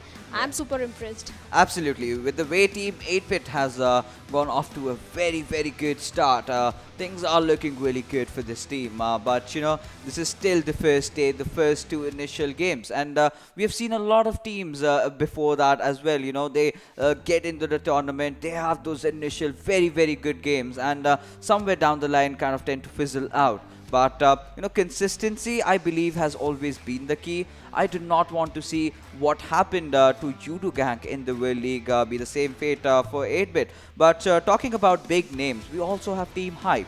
So Hype, as I must tell you, they've participated in the South Asian region. They've also played across the North American region. Now they're playing the Wildcard. They've got Gurkha. So you casted that team a lot of times during those scrims. So what do you feel about them? Hype was under pressure maybe because of the roster changes during the finals and semi-finals time. Maybe because of that the team was not able to perform, but I can see them picking off in this match. In Sanhok, they were at the 9th position. They managed to get the 5 kills as well. So there's a possibility Team Hype could also make it to the next stages if they keep the consistency. Like you said, consistency is the key. On one match, you go all bazaar, get the 10 kills or get the chicken dinner, but rest of the 3 matches you are not performing, it's not going to work. Yeah, certainly not going to work. Does not matter if you get 2 chicken dinners and then kind of mess out everything else, because that somehow nullifies whatever you've accomplished. But yes, if you are consistent and if you get those points coming in, you are in for a good run. You're going for the long game over there. But right now, we're talking about Miramar. So I have always felt Miramar to, you know, test out your raw potential skills. So how do you feel about Miramar as a whole map? I totally agree to that, because it does test out the every role. In fact, it tests out the role of the sniper, because sniper plays a very crucial role in the Miramar, and another person who plays a very crucial role is the flanker. The flanker in Miramar can play a very crucial role. So these, in fact, it tests everyone. The assaulter, because sniper will get you the initial knock. It's the duty of the assaulter to make sure the team doesn't go on the back foot, because of which there's a possibility they can get, because the flanker is on the flank. He won't be able to give you a backup. You will be outnumbered. So there's it tests out every player, be the flanker, sniper, assault rifle, IGL, everyone. It tests out. Yeah, absolutely. Every single role being put into test over here. But yes, like you mentioned about snipers. So this has been a topic of discussion amongst those pro players in the circuit in the Indian region. A lot of my friends are being there. So, you know, with the meta that has evolved so far, right now, a lot of players are, you know, tending to have assaulters and not have snipers in their roster. But with that being said, let's not wait any further and just head away right into the deserty lands of Miramar and see which team gets the chicken dinner. So with the flight path trajectory heading on from Impala towards La Cobreria. Well, it's a pretty decent flight path, nothing much to worry about. The teams that are kind of competing for the Chumacera area or the Monte Nuevo or, we'll say, El Pozo might have a bit of a pickle over there. But apart from that, none of the teams are going to have any trouble. Yes, none of the teams are going to have any trouble, but it's Miramar. No matter what is the plane path, there is definitely going to be some drop location that is not going to be easily accessible. Like Valadimir, teams will have to make use of those vehicles, and vehicles in Miramar are always risky. And I can already see Team Hype already dropping in towards Los Leones. Maybe they go for the southern compounds that are at the Los Leones, and I can already see Team Black and team number 8 as well. Let's see, there is going to be chaotic situation towards the Los Leones if all these teams decides to drop in towards Puerto or Los Leones compound, but we'll have to see that where every team is going. Yeah, certainly. We will have to see that. But I kind of agree or accede with what you have said, your opinions regarding Team Hype. I mean, they are a beautiful squad. They are a very good team, and we have seen them from a long, long time. And we'll come back to Hype, but if we take a look at the circle this time, this is a pretty generic circle because in those first two games, we had the circle going completely towards the northern side. And now, this time around, this is a perfect Miramar map. So, teams dropping off to Picado will definitely have that advantage. But those hills or those mountains just on towards the northern side of Picado, just beside the power grid area, are going to be really important. Whichever teams takes that control of those hills, those particular areas, are in for a chicken dinner. But getting back to its team high, I certainly believe, I think that is the problem that they are facing, that all their main lineup players have kind of taken their own paths. So one Gurkha is playing from this wildcard region. We saw a prototype playing from the South Asia region. We have the other players in the North American region as well. So studies and all those things definitely being a factor over there. But well, I really hope to see Team Hype stepping it up. Last time around, Gurkha was the MVP, and he has to get a lot of kills. But talking about a lot of kills, Casper getting off to a good start, taking down Mary from Team Paradox. Yes, they definitely are having a good start, but they have lost one of their crucial player as well, and one player is already down from WatchMyGP, so it's going to be very crucial for the remaining two players to take down the plus of Team Paradox OCE. Otherwise, this team will get eliminated when at an early position because they have already lost two players. Special has already been eliminated, was the very first person to get eliminated in this match, and Casper is trying to retreat from the situation and it's going to be the wisest move. He's going for this vehicle and he's going to fall back, retreat, and go to a safer position because match has just started and you have lost two of your players. If you are going to engage in a 2v4 fight when you don't have the proper loots, I can already see he has just got a level 2 helmet, no armor is there, no vest is there. In this situation, 2v4 situation is not going to be in your favor at all. Yeah, certainly. You cannot have those number games against you. But, this squad, well, I've got mixed feelings about them. They've got those good games in Erangel as well. They dropped off just in the Georgiapol city, the western Georgiapol city to be precise. They did engage with a lot of teams over there. I think Team Hype was also one of them. But, losing their players early on has been a kind of a thing for this team. So they certainly know how to engage in fights, but you also have to understand that you also have to have all 4 of your players somehow surviving in those final circles to get you that chicken dinner. But right now, taking a look at the town of Los Leones, we've got 2 teams over here, Team Paradox and Team Exodus, both in a good distance, a good margin of distance over there. And in fact, 3 teams, if you just count out Team WMG. So we can have an opinion over here that they love those initial team fights that they get. But they are on the receiving end. Let's see how things turn out for them in this game around. Yes, we'll have to see how things going to turn around from them because initially it didn't went that well. And like you said, Los Leones, 2 teams are over there testing the same drop location. If it goes in a favor, let's see if it goes in the favor of which team, because Los Leones is way too big. There are so many buildings, so many compounds. You can just hold on to it, hold on till the last final circle if the zone is favoring you and not engage in any early fight as well. Teams tend to do that, especially in the wildcards when they have so much to lose and so much to gain. And if we talk about Team COSMONAUT, they didn't had that good in the last match, so they are opting for a safer path. They have dropped in towards El Hizar and are trying to enter into the zone. They are in a 2v2 split, and if we talk about other teams as well, almost the zone is favoring every other team except the Centrelink Esports, which are completely at the southern side of the map. They might want to loot in the smaller compounds, and let's see if they enter into the Los Leones, because if they are going to enter towards the Los Leones, Team Hype will be waiting for them, and there will be an early fight which they don't want to engage in. But there is also a longer route which teams tends to follow, go away from the plane trajectory, because every player knows the plane trajectory. They are going to rotate from a position in which they are not going to face any other team gatekeeping them. Shadow, during this earlier segment, we did have a discussion about the role of snipers in the current meta. So, according to according to a lot of pro players, I will not be naming them. So, they believe that the metas where we needed a dedicated sniper in our team is over. Now with the things having gone so fast, with so many flank rotations coming in, with so many players being very well versed with their spray patterns, with their M4s, or even I've seen a lot of players using the barrel with a 6 times or a 4 times as well.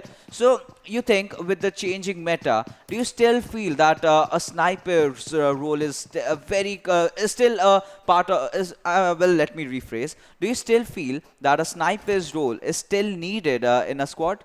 I will not completely disagree or agree to it that you can completely replace a sniper with an AR, because it comes down to accuracy. In the end, it comes down to an accuracy. If your opponent enemy is having an M416 and a 6 times scope, but if you're having an AWM and you have perfect accuracy, you goes for a perfect headshot, then obviously the player with M416 can be taken down easily. He would need more bullets. He would have to spray you down. It comes down to accuracy, not the sniper. If you have a sniper who is always accurate on his headshots, then definitely you can go for a sniper. With that, with the statement that you just made, accuracy being the absolute key over here. So in the competitive scenarios, all these teams face that trouble, because if you talk about a competitive professional player, right, he knows his movements. The players constantly kind of tend to move around. They do not stay at that one single location. Now, if you are a good sniper, a very good sniper, in fact, you need to have that good, you need to have that moment of standstill to take your shots, right? So, if that does not happen, it kind of tends to lead to those inaccuracy in shots, a lot of shots being wasted, the gun sound being too much, kind of completely revealing your position. So I guess that is the reason why the teams are not opting for it. We have seen an increase in the use of DMRs, because even if you tend to miss that one shot, you do not have to go in for that reload. You can still fire shots away. And with the players that are constantly evolving and improvising on their control over the recoils, let's say like SLR, SKS, if you have a perfect set of attachments, if you've got that cheek pad, if you've got that light grip, if you've got that compensator for it, I think it's a pretty good DMR. It can dish out a lot of good damage. It can take your enemies down. Talking about SLR, so it's a DMR in which if you hit one headshot and the next one connects to any part of your body, you just knock down. So I think these are the factors. These are the factors that have kind of led to the decline of usage in the snipers. But we all do have different opinions, right? We've still seen the prowess of Luxy. We've still seen the prowess of Pime, who are amazing bolt action snipers, who are also their IGLs, who also are the support players. So let's see. Every team has their own playing style. It can be anything. But getting back to the game. Right now, the circle is still heading out towards the Picado area. A lot of teams are already forming a cluster. Yes, teams are definitely falling a cluster in the center of the zone. They are opting for a safer path. But if we talk about Team OG, Team 8-bit is just in their compound looking for that knock. And let's just say Team OG is not in a good position because they are way too split out. There's a solo player in this compound and Team 8-bit is looking very good. All their 4 players are there. But there comes a backline support which should be coming in. And Team 8-bit players are getting knocked out. Omega has already been spotted by Joker. And Joker is going for that M416 and a 4 times scope. He has got the high ground. He has got the information. He can give out perfect calls to his teammates over there. Akshat needs to hold on. He has to give revive to his teammate. Akshu OP, Team 8-bit can't lose on this match after performing so well in the first 2 matches. But Team 18, Team OG is definitely giving them a trouble. Akshu OP has already been revived. Let's see what Akshat does. Akshat is trying to hold on to this compound because the other players of Team OG who are at the higher ground have so much information about the location of the 8-bit players. Absolutely. The informations are being relayed and Roger still holding on to his ground over there, having that high ground advantage.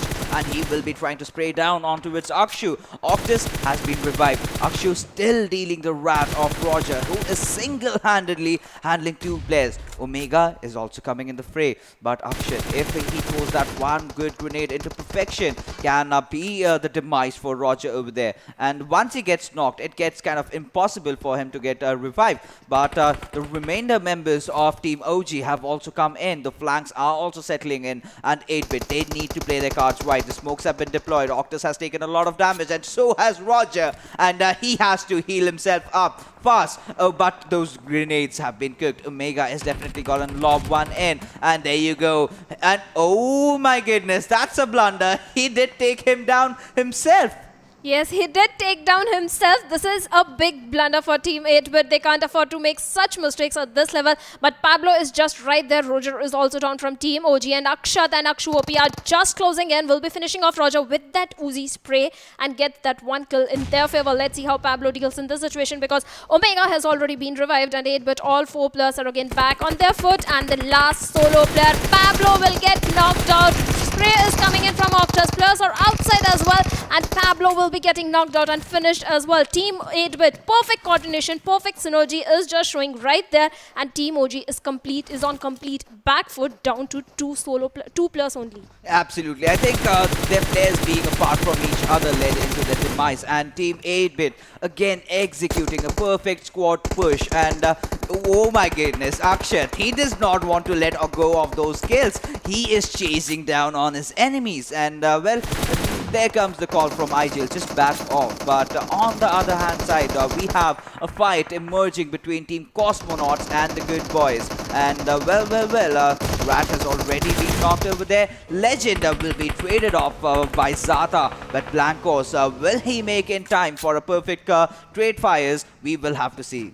Yes, we will definitely have to see that, because Team 11, that is GooDBoyS, 1 player is already down. That revive has to come in, and I can already see players are going in for that revival. He will be revived. He'll be again back on the foot. Let's see what will be the next move of Team COSMONAUT, who are just holding on to their position, and they will be take down 1 more player. Not just 1, like 2 players, but Sprat has already been revived, but there is 1 more knock from Team GooDBoyS. They need to be very careful. Many knocks are coming in from Team GooDBoyS. This is not looking good at all, because you will tend to bleed out way too fast, and you definitely don't want that later on in the later stages of the match, even if you survive this fight. And Team COSMONAUT is just not letting the players of GooDBoyS retreat from there. They are taking the full control of that hill, spraying down not just 1, again and again players of GooDBoyS. And let's just see, Skata is just trying to get into the cover, and there's a perfect formation of Team COSMONAUT. They are going to be charging in any minute, because they know the players are down.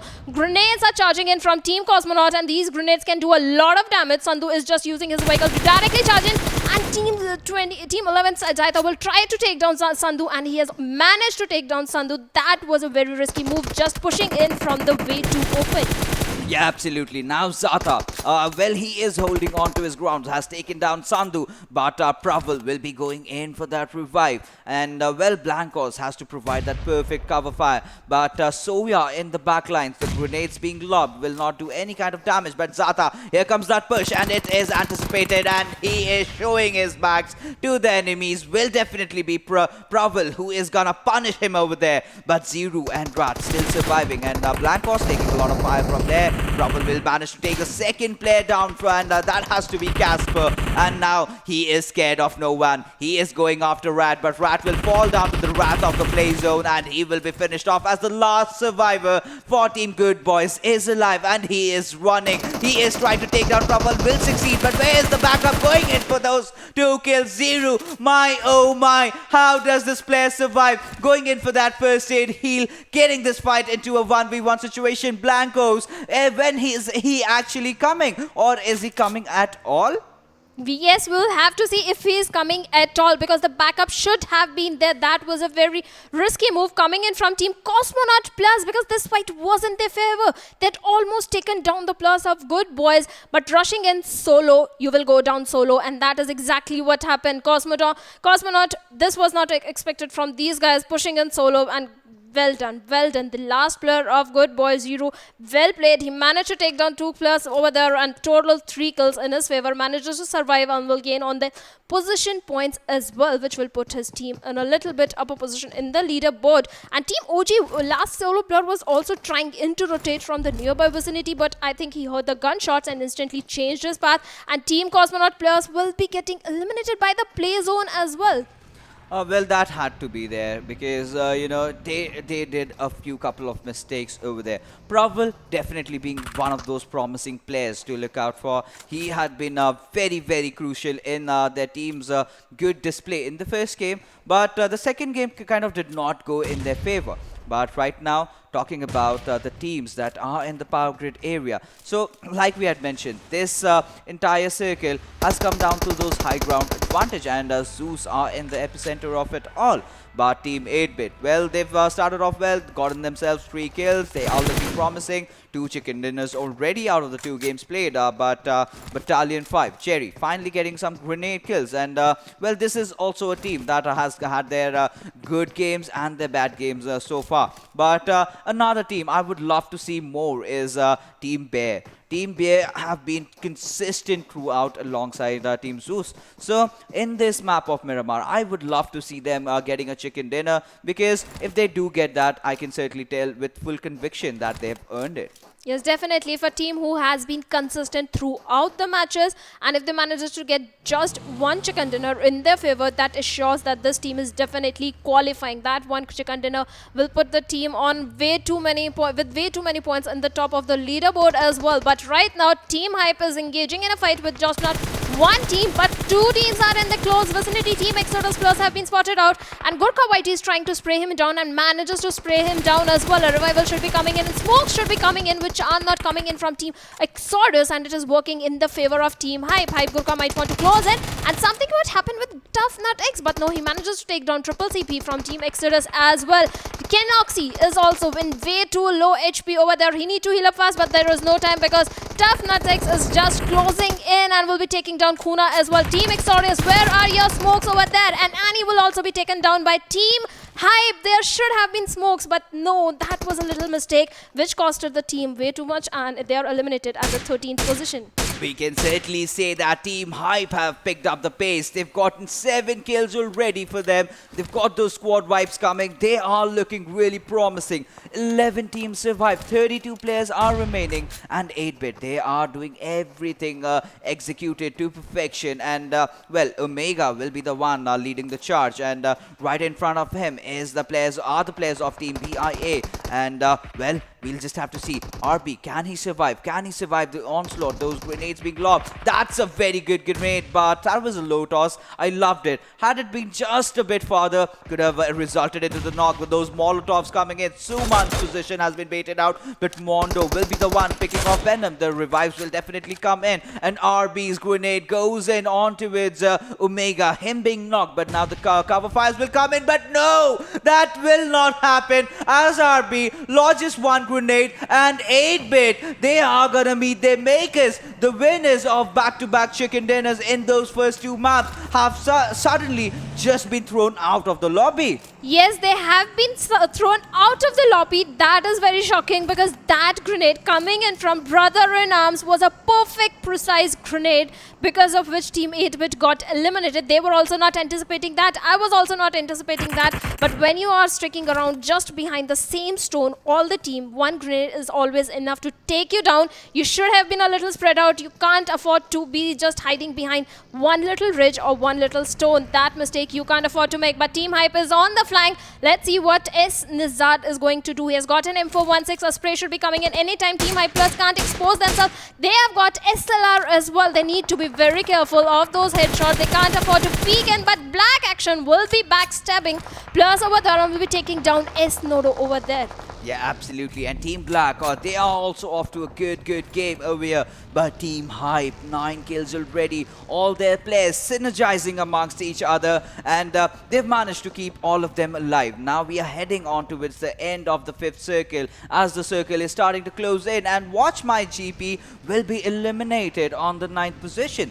But right now, talking about Team Black, like you mentioned, they have to get inside the circle. Team Hype's players have spotted them down. And ToughNot, when is he gonna go for the spray? The spray comes in, but Action will be taking one player. That is Venom over there. Gurkha has to provide that cover fire, but ToughNot is the one who is doing the job. And BlackTeamMongolia have been eliminated from the game. But Team Beer, they are trying to get themselves inside the circle, but they've got another squad over here, and that is Team Hype, and they are looking really strong. They are looking really promising, but Action lobbing those two grenades into perfection, taking down two of the players of Team Hype, and ToughNot is knocked down as well. It all comes down to the one player, the one man standing, that is Gurkha, but how long is he gonna survive? And 0 seconds are the answer as Team Hype also take an exit. Yes, Team Hype has also got an exit, and just look at it. Team 8-Bit got eliminated because of those grenades, and Team Hype as well. These teams are having those golden hands,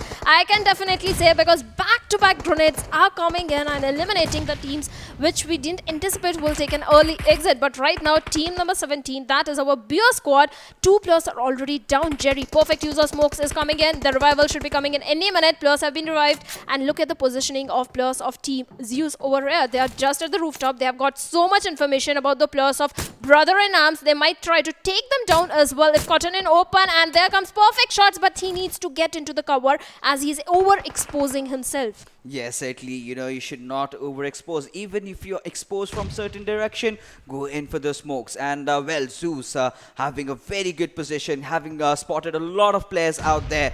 But we will have to see as to how they are going to end out because they're just 3 players playing. But Sneaks will be taking down 2 players from Battalion 5. And right now, Team Black, they are playing out of their minds. The way they are going on, they are certainly looking to be getting that chicken dinner. But as things stand up, well, Team Black has the blessings of the circle. Players from Team Centrelink have also chimed in alongside them. And Action, well, he'll be taking down Unsolved over there. And right now, Black, oh my goodness, 8 kills already. They are gonna stop at nothing. Yes, they are definitely not going to stop at anything, and they have already spotted all the players of Centrelink Esports, and there are coming in, grenades are popping in just everywhere. Let's see if Team Black will be taking on players of Team 8, but no, they are just directly charging in towards them. And let's see how the team retaliates. Centrelink Esports, just look at the smoke cover. Perfect smoke cover is coming in from Team Centrelink Esports, but that is not going to stop the players of Team Black,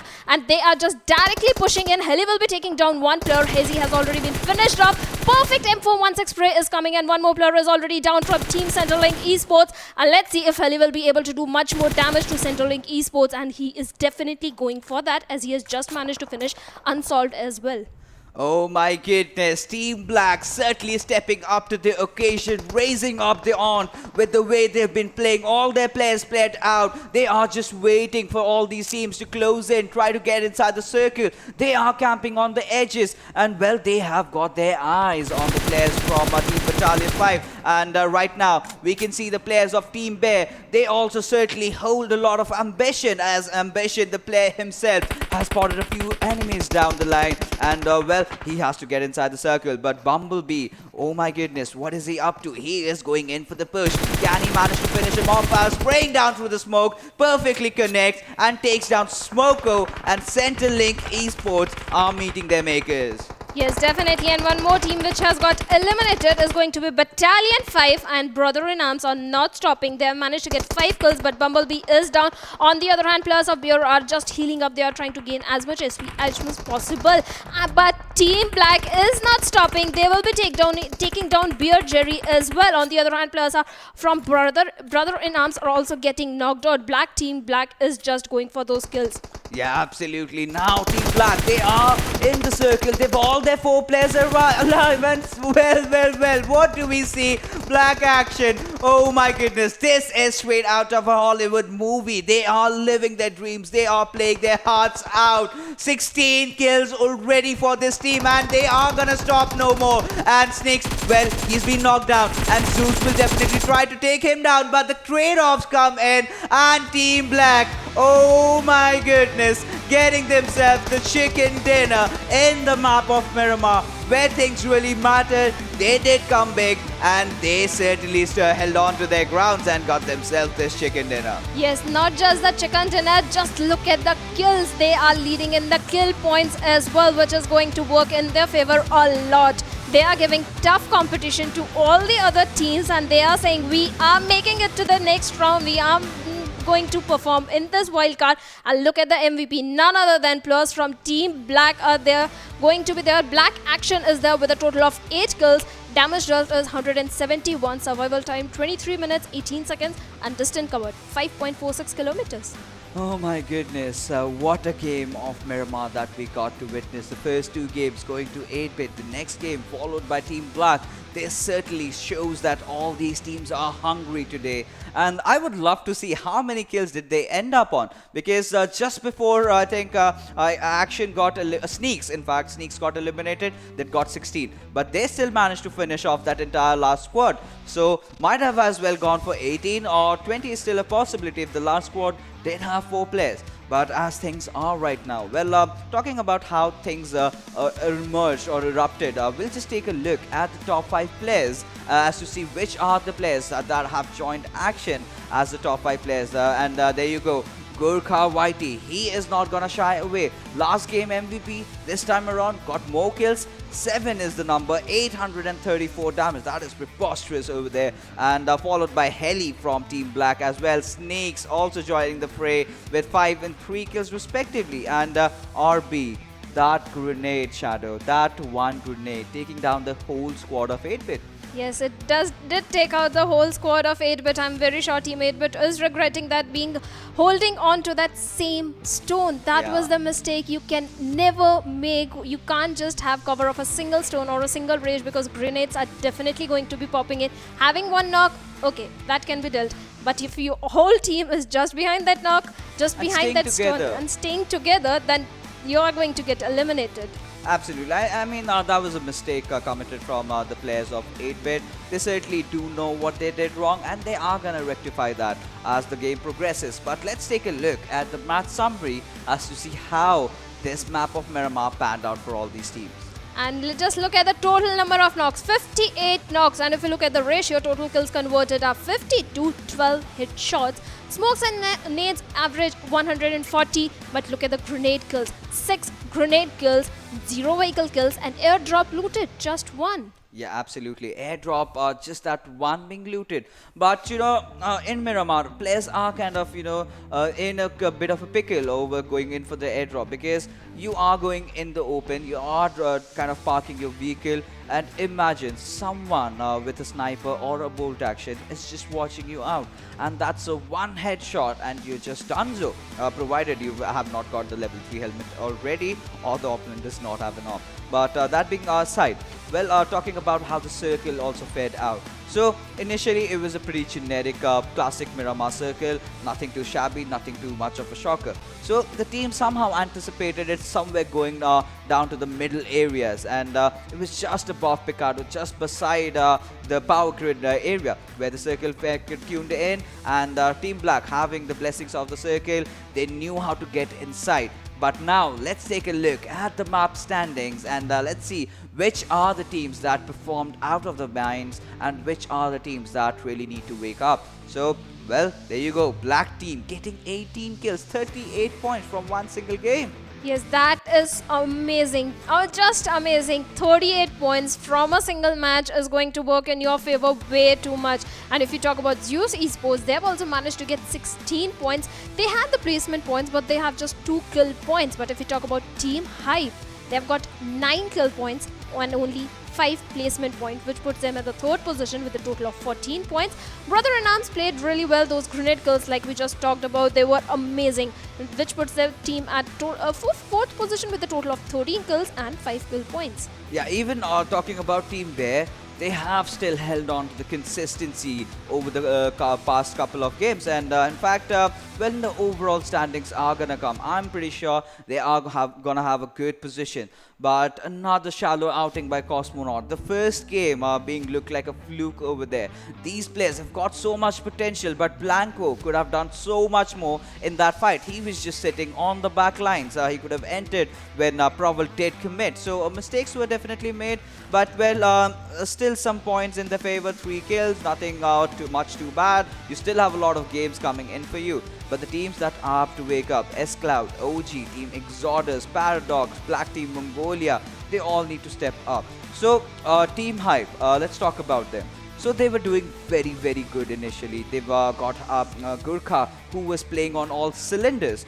He was just shooting down enemies left, right and center. They were doing... But, that one fight, I felt somewhere down the line, Hype having the lower ground against their opponents did cause their demise. What are your opinions? Yes, in Miramar, when you are at a lower ground, you are at a disadvantage. The enemy who is at the upper ground, they have an advantage over you. So you need to make perfect use of those grenades, because that is the only option. You can't knock them down with that AR. You have to throw those grenades, which I didn't see coming in from Team Hype, which resulted in an early exit. Yeah, that we do not know whether they had those grenades. If they would have, they definitely would have lobbed in, because this is a professional team. I think they just did run out of, because they were in action right from the get-go, having so many kills, making their way inside the circle, eliminating squads after squads, and they were caught off in a bit. They were caught off guard, to be honest, because one of their players were completely on the left side, and the 3 players that were remaining, but courtesy to that one beautiful grenade taking down those 2 players, resulted into their demise. But with that, ladies and gentlemen, let's segue into the leaderboards as to see which are the teams that are standing supreme. And well, 8-bit having 2 chicken dinners are on the 2nd position, but Black maintaining consistency throughout with 29 kills are on top.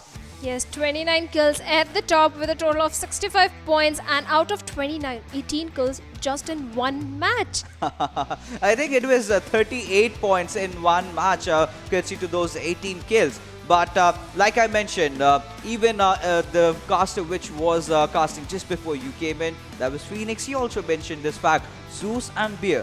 These are the 2 teams that are being very consistent, and that very well reflects on the leaderboards over here, having those amazing placement points, even followed by Team Hype. So Team Hype had a bad start, did get a good game in the 2nd one, and in the 3rd game they are going all guns blazing. So that's a good graph, and I'm certainly hoping that in the last map that we have in Vikendi, they might just as well get a chicken dinner. But right now, if we take a look at the bottom half of the table over here, we have S-Cloud, Team Exodus, Paradox. These 3 teams are consistently kind of messing things up. Team OG as well, WatchMyGP having a good early start, but control aggression is something that they could really work upon. Yes, they have to control the aggression, because over-aggression, you have to have calculated moves. You can go aggressive, but that aggression has to be calculated. You need to make sure that you are in a good spot to take down the enemy. Then only you need to rush on. The teams need to work on that as well. And you talked about the graph. As long as it's a linear graph, teams are good. But the minute it gets exponential, you are in trouble. Yeah, absolutely. I'm those persons who is definitely weak with my maths, but I do get the point that you are trying to establish with the graphs being linear and exponential. So Team Hype obviously off to a very, very good start. They are sitting on the 5th position. All the rest of the teams are following up as well. But right now we will be heading off for a short little break, and on the other side we will have the final games in the frozen lands of Vikendi.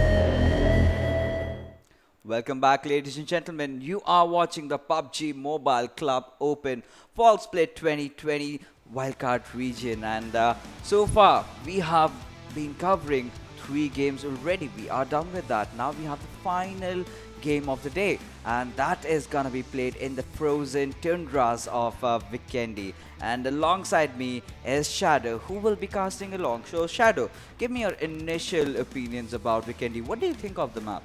Vikendi, whenever we talk about Vikendi, is the first thing is the zone, but luckily in the tournament we are seeing a centralized zone. It is not giving much trouble to the teams, and the another thing is team tends to go a little passive initially in Vikendi. They try to hold on to their compounds until the zone forces them to rotate. There is a possibility 2 teams are just holding on to the adjacent compounds and not engaging in any fight initially, so that we can see, and players need to be a little alert because there tends to be too many third parties also in Vikendi. Absolutely.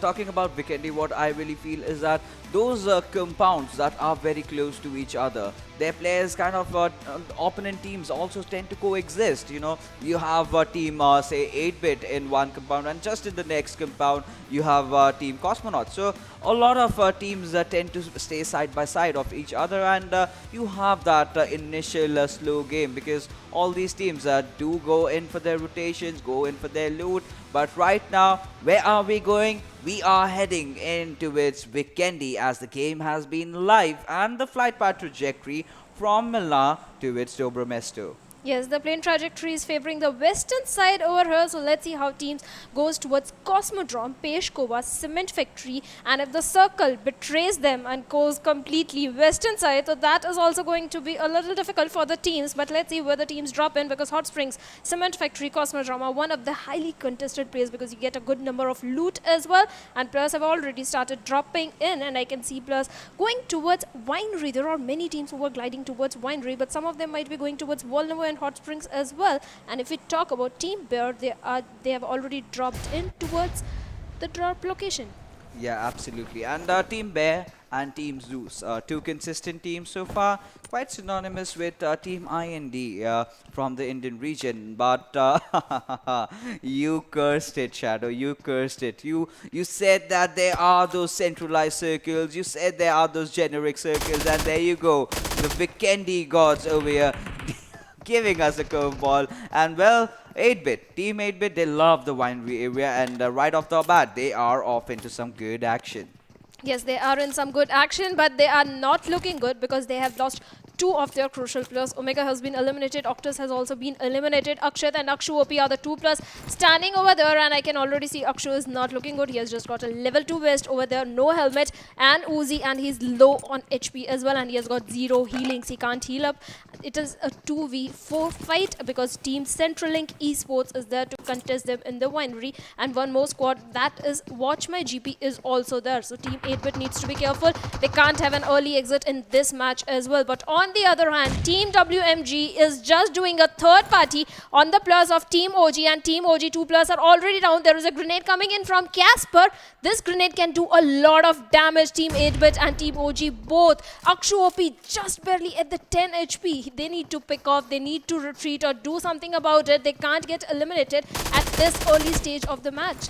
Yeah, absolutely. You completely hit the nail in the coffin. Right now, Team 8-bit did get those kills, but the third parties are coming in, and right now they are on the receiving end. Akshu being taken down. Akshat just being that last lonely survivor. He will find that one knock. Will get that second knock. Oh no, is the answer, as Team 8-bit have been eliminated right from the start. But this fight still is going on. Now we have the players of WatchMyGP. They are dishing out a lot of damage over there, but Roger, oh my goodness, OG stepping it up when things do matter and has got those few knocks for him. Pablo has healed up, and so has Senji, but Casper will be falling down to the Joker.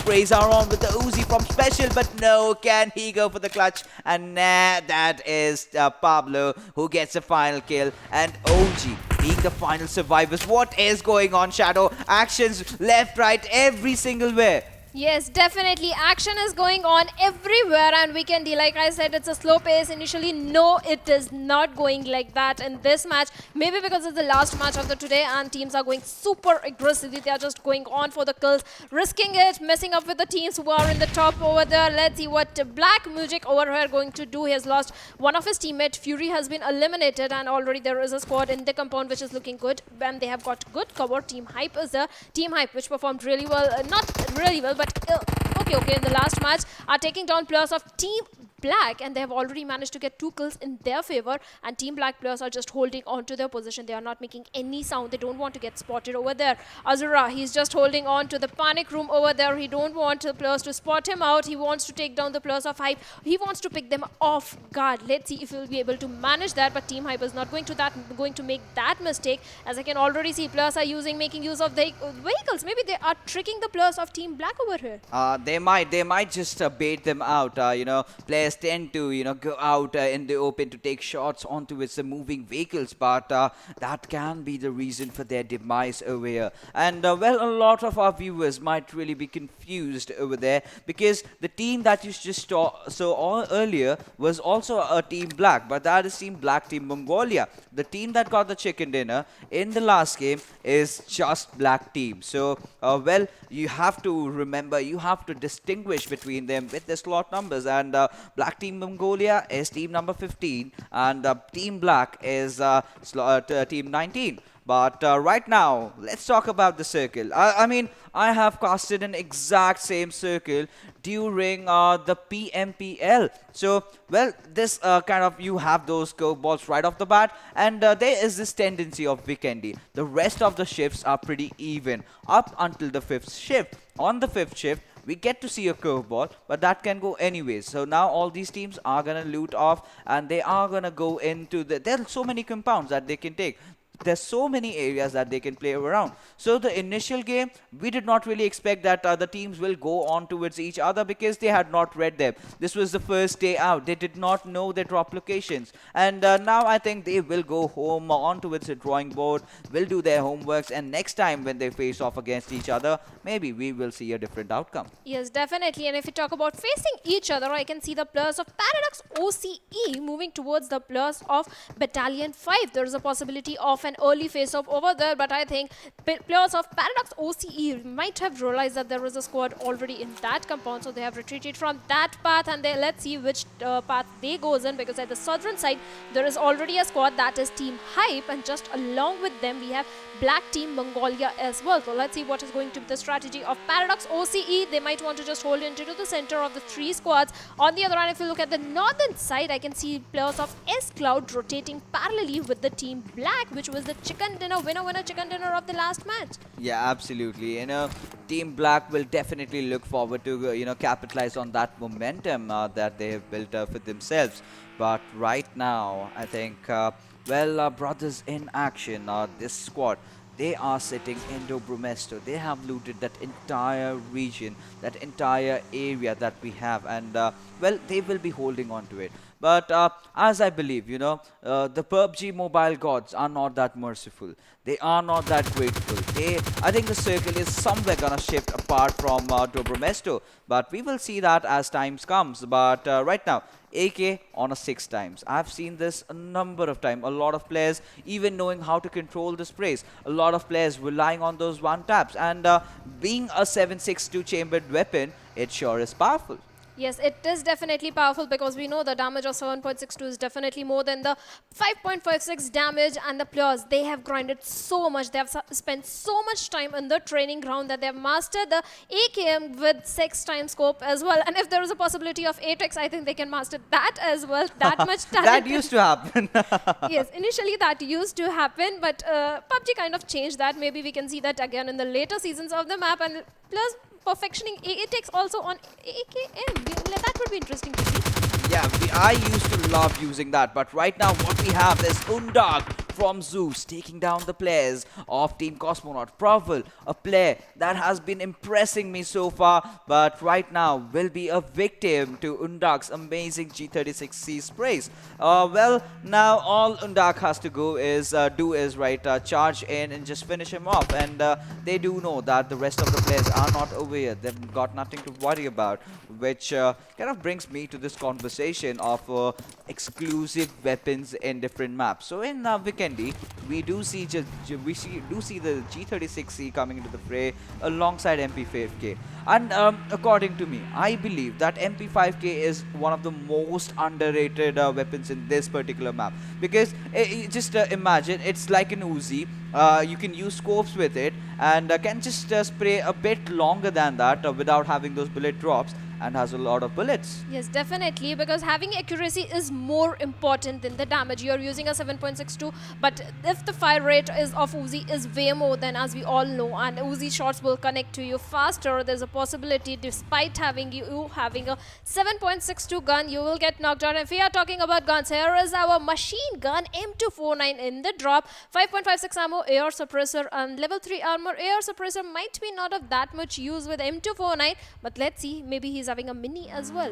Well, M249 may not, satiate his hunger over there of what he wants to accomplish, and that's a mighty weapon, and too good to miss out, to be honest. And we have seen wonders happening with that gun. The players, if you learn, I have seen a lot of players, in fact, who have mastered to control that weapon. A lot of players tend to use that. In fact, if you talk about Vikendi, I still remember while I was casting the PMPL scrims, where when some teams from even different regions had chimed in, there is a team Soul, and in fact Mortal, we all know him, and he is an absolute master with that Vikendi. I remember him taking around 7 to 8 kills just with that weapon up until Team BTR came in and just eliminated Team Soul.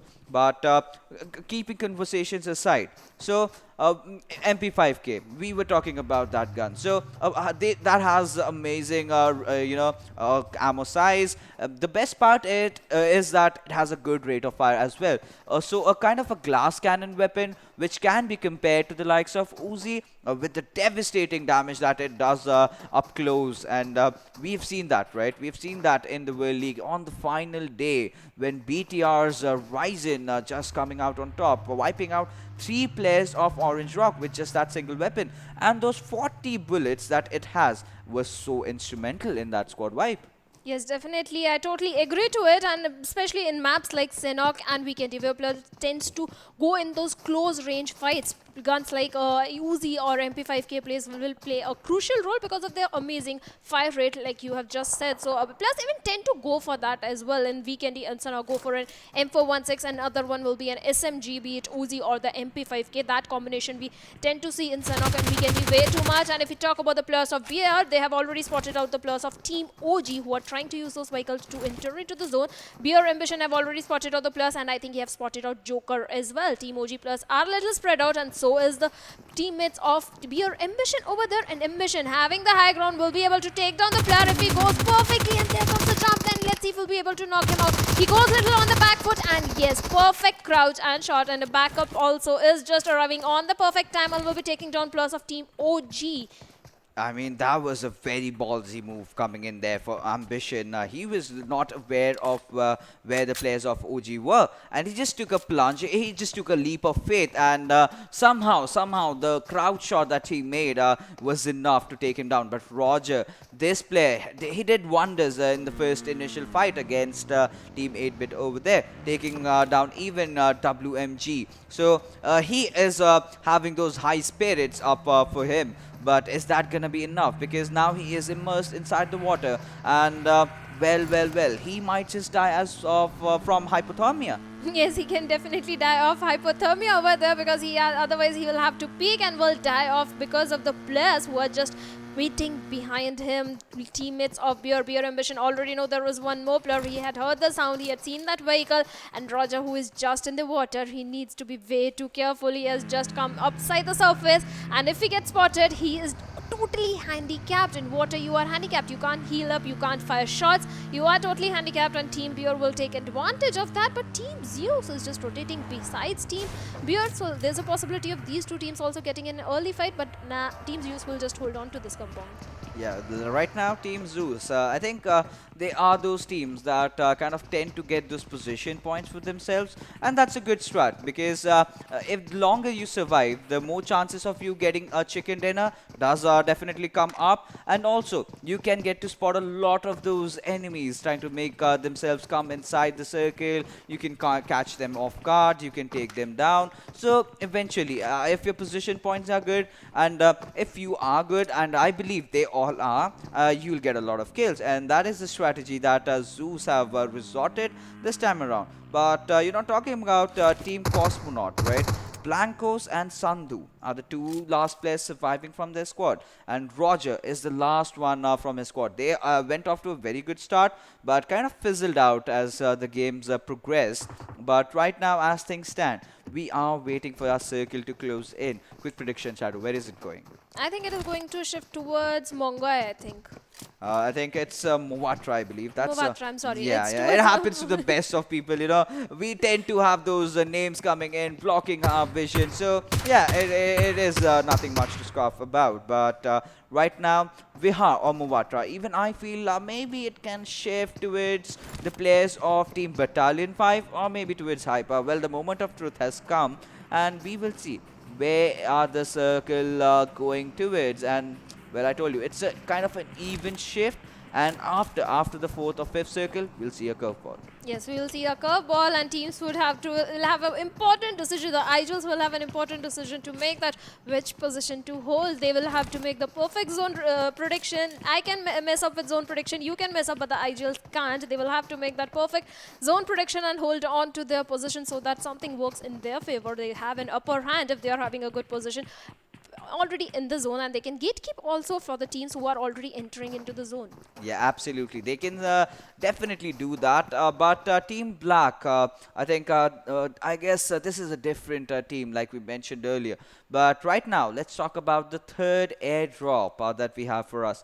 AUG A3 with those 60 armors of 556 and that suppressor AR. We will definitely get to that. But right now, Centrelink Esports are in a bit of a pickle over there. Unsolved has been taken down, instantly knocked off and finished as well before he could even realize that. So I guess he was just on a scouting run. He was trying to get a compound for himself, and when he rams in, he realizes he is not alone. There are some creepy buggers that are, kind of peeking out of the window, and he did meet his maker. Yes, he did meet his maker. Scouting in Vikendi and Sanhok, if we talk about especially in Vikendi, you have to be very careful. You have to be very careful. You have to have a backup. Unlike Miramar, where you can just go all YOLO and flank anywhere near the vicinity and find the teams and just fall back to reunite with your teammates.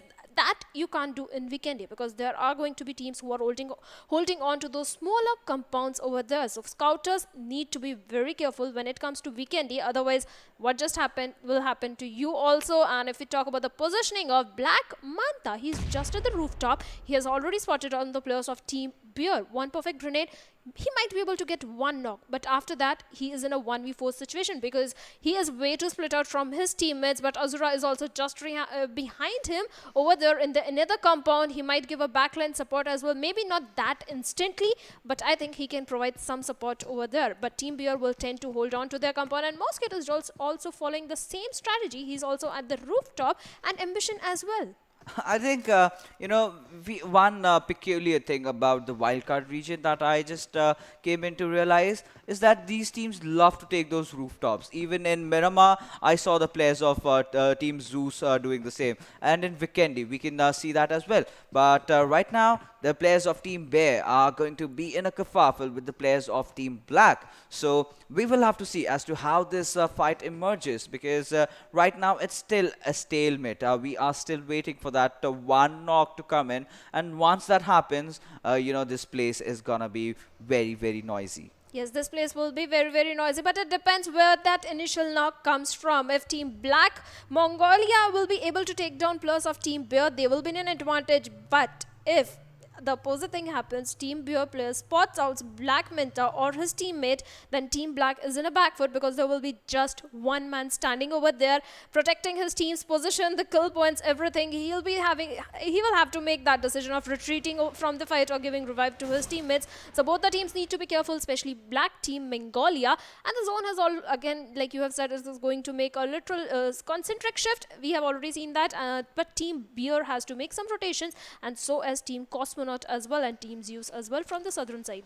Yes, and there you can see, the circles being formed. But where is the curveball going to go? Where is it going to head out? Because Dobromesto is certainly now out of the picture with that new shift. Can maybe go towards the shorelines where the players of Team WMG and S-Cloud are. Or else it can just go towards the extreme sides, up all the way towards the north eastern area where the players of Centrelink are. So right now I love the approach from the players of Team Black. So what they are really doing over here is they're playing to the edges. So this is a similar strat that Team BTR loves to execute. They because in Vikendi, all these players tend to remain amongst each other, just beside that when the curveball comes in, so many fights happen that you can barely wait out, you can barely get out. So that is where the strat from Team Black comes into action. You spot the curveball, you know that there's a compound that you can take, you just ram your vehicles, take that fight, secure that compound for yourself. But as easy as it is on the pen and paper, but it's really a hard execute. So let's see. I believe after what we just saw from Team Black in the last game, they are a team that are capable of doing that. But let's see if they can pull this one off. Yes, we will have to see if they can pull this off, because they will have to. And on the other hand, if we talk about Brother Announce and GooDBoy Plus performed really well. And if we talk about their last player, they have amazing fight with COSMONAUT Plus. If there had been a backup, I think Team COSMONAUT would have performed well, but I think they defended really well. And if we talk about Bumblebee, he needs to defend, but no, he won't be able to, as he already been knocked out by Team Black, and Team Black is just going for that. Brother Announce not last player over there, but RR is just over there. His other teammates are a little spread out over there. Let's see the position of Suman. Suman might want to close in, but RB is way far behind from his other teammates. On the other hand, Team Black Plus are just sticking on to that compound. They are holding on to their position. Grenades are just popping in from Team Black, but it is not giving much damage. Let's see if Sneaks, this grenade, can do lots of damage to RR, because RR has already been spotted out, and RR manages to take down Black Killer with his G36C. Let's see how Team Black retaliates to this fight. Suman is still holding on to his position, trying to provide some support, some backup to his teammates, but is failing to do so. Yeah, he is certainly failing to do so, but surviving those barrage of grenades that had been lobbed onto him, he will look to eventually back off and reconnect with his teammates from the eastern side. But right now, Team Bear, they are just outside the circle. They have to close in, but they have to make sure that they are in a position to enter in without taking any casualties. But right now, Suman will lob that grenade onto the players of Team Black, who have all their players still alive. They know that the circle went in for a curveball, and Times has taken down Ambition from Bear. And well, the Ramen did come in time. We just have to see as to how they are going to enter. Marvel, he is oblivious of his position. Oh my goodness, goes in for the spray and will kind of mess up over there. But Mosket, he's still alive alongside Jerry. And Team Bear did go on the aggressive front, but are on the receiving end, as this time around Team Paradox have held their ground high. Yes, Team Paradox have definitely held their ground high. They have managed to get some way too much damage to players of Team Bear, and they are down to 2 plus. Mosket will be taking down plus over there from Team Paradox, and he will be finishing off him. Let's see, there is a grenade coming in from Jerry as well. This grenade can do a lot of damage over there if it connects perfectly, and Jerry, his grenade, perfect grenade coming in there. Paratimes has already been finished off, and Team Paradox OCE will get eliminated. That was a golden hat. Perfect grenade coming in from Jerry. Yeah, absolutely. You know, the way Team Bear is playing right now, even being consistent so far, they've been really good. They've got those skills for themselves, and right now, the players of Team Hype are well top notch. You can see those grenades being lobbed, And they still have managed to get those 5 kills. But Sneaks, he's been taken down. Killer being the last member surviving, goes in for a pro shot, will manage to get that knock for himself. But still, the trouble are not over yet for the players of Team Black. Instantly going on for a revive without even lobbing a smoke. That can go for against them instead. But right now, Killer, well, he's got a few kills for himself. He is rushing in onto the players of Team GooDBoyS. Can he get that knock? No. Instead, he is going for that first aid. Oh my goodness, there's an enemy just walking right beside him. What is happening? Killer, just take him down. And there you go. Casper, oblivious of the fact that Killer was just beside him, did not hear that first aid popping, and well, has to pay with his life. Yes, he has to pay with his life, but that was something interesting to see. 2 players, 2 enemies just right in front of you. You're popping a first hit. But if we talk about Team Hype, first let's go towards Team Hype. Mosket, the last player, is there, and Team Hype is going super aggressively towards the players of Beard. Jerry has been knocked out. Revival won't be coming in. Mosket is just holding on to his position. Hype needs to be careful because Team Zeus is also trying to enter into the zone. They can also get some damage, but Mosket will be taken down by Hype Exist. Super aggressive push coming in from Team Hype, and Team Beer had got eliminated. Team Hype, they are onto a good run, ready, 9 kills for themselves, and now they have to enter inside the circle. And we predicted this, right? We knew the circle is going towards the shorelines, and that is exactly what has happened. And well, the viewers do not have the map feed, but I do. And well, Zeus is right in the center of every single action. I see getting those kills confirmed of Team Exodus, and with that, Exodus have also been eliminated from the lobby. Zeus having 5 kills, all their 4 players alive. And now eyes will be on towards Team Hype, who are looking good with 6 kills already, and they've got their 3 players alive. Right now, RB, he has a G36C, has spotted down the players of S-Cloud, and Killer having the highest damage over there with 659, 3 kills to his name. And Roger, he did what he did in the start, but has kind of fizzled out over in the final stages. But right now, S-Cloud, well, this is a team that has been struggling so far, but they are looking for redemption. Yes, they are definitely looking for redemption. And if we talk about S. Mondo, he's just waiting for the players of Brother in Arms to try and enter into the zone. But what did just happen? Player of GooDBoyS just barged into the play position, which Team Brother in Arms was just holding on to. He's going to be in a very tricky spot over there because all the 3 players of Team Brother in Arms has already spotted him out, and he just went outside of the zone. He was trying to make a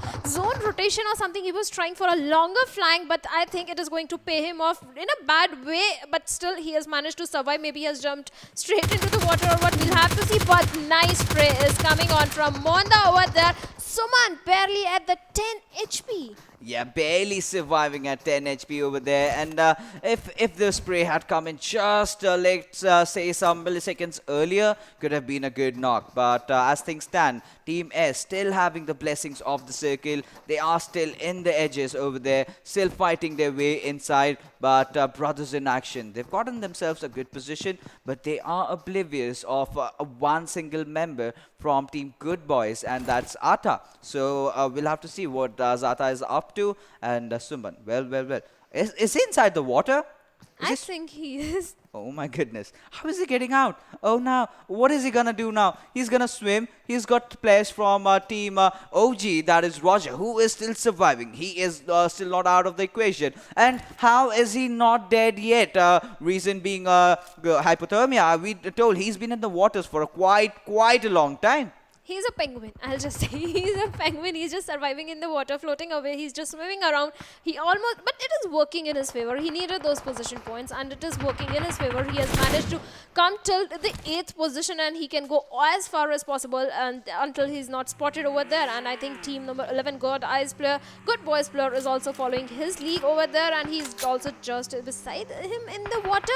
And if we talk about Team Zeus, again, so zone has shifted, but Team BlackTeamMongolia players are rushing in towards Hype, but Hype Venom was trying to take down one player, managed to take down one player, but was finished off by the other player, Chante over there, and Team Hype has got eliminated. I mean, Battalion 5, they did have a good aggression coming in there, but Team Hype, well, a few bad decisions over there, had their players pincered and could not do much over there, as they will be taking an exit over here on the 8th position. But right now, they've done the job, right? Team Hype is being consistent with the number of kills and the position points, so that's certainly gonna help them. But right now, Zeus Wanted will be finding down Spider, but Mondo is pretty low. He gets taken down by Undak over here, and Team Zeus being consistent throughout those 3 games have finally got a good chance for themselves to secure that chicken dinner. And Team Brothers in action, they've just got that 1 player alive, got a few kills up in their sleeves as well. But Zuol, he has to deploy those smokes. He needs those utilities. He needs those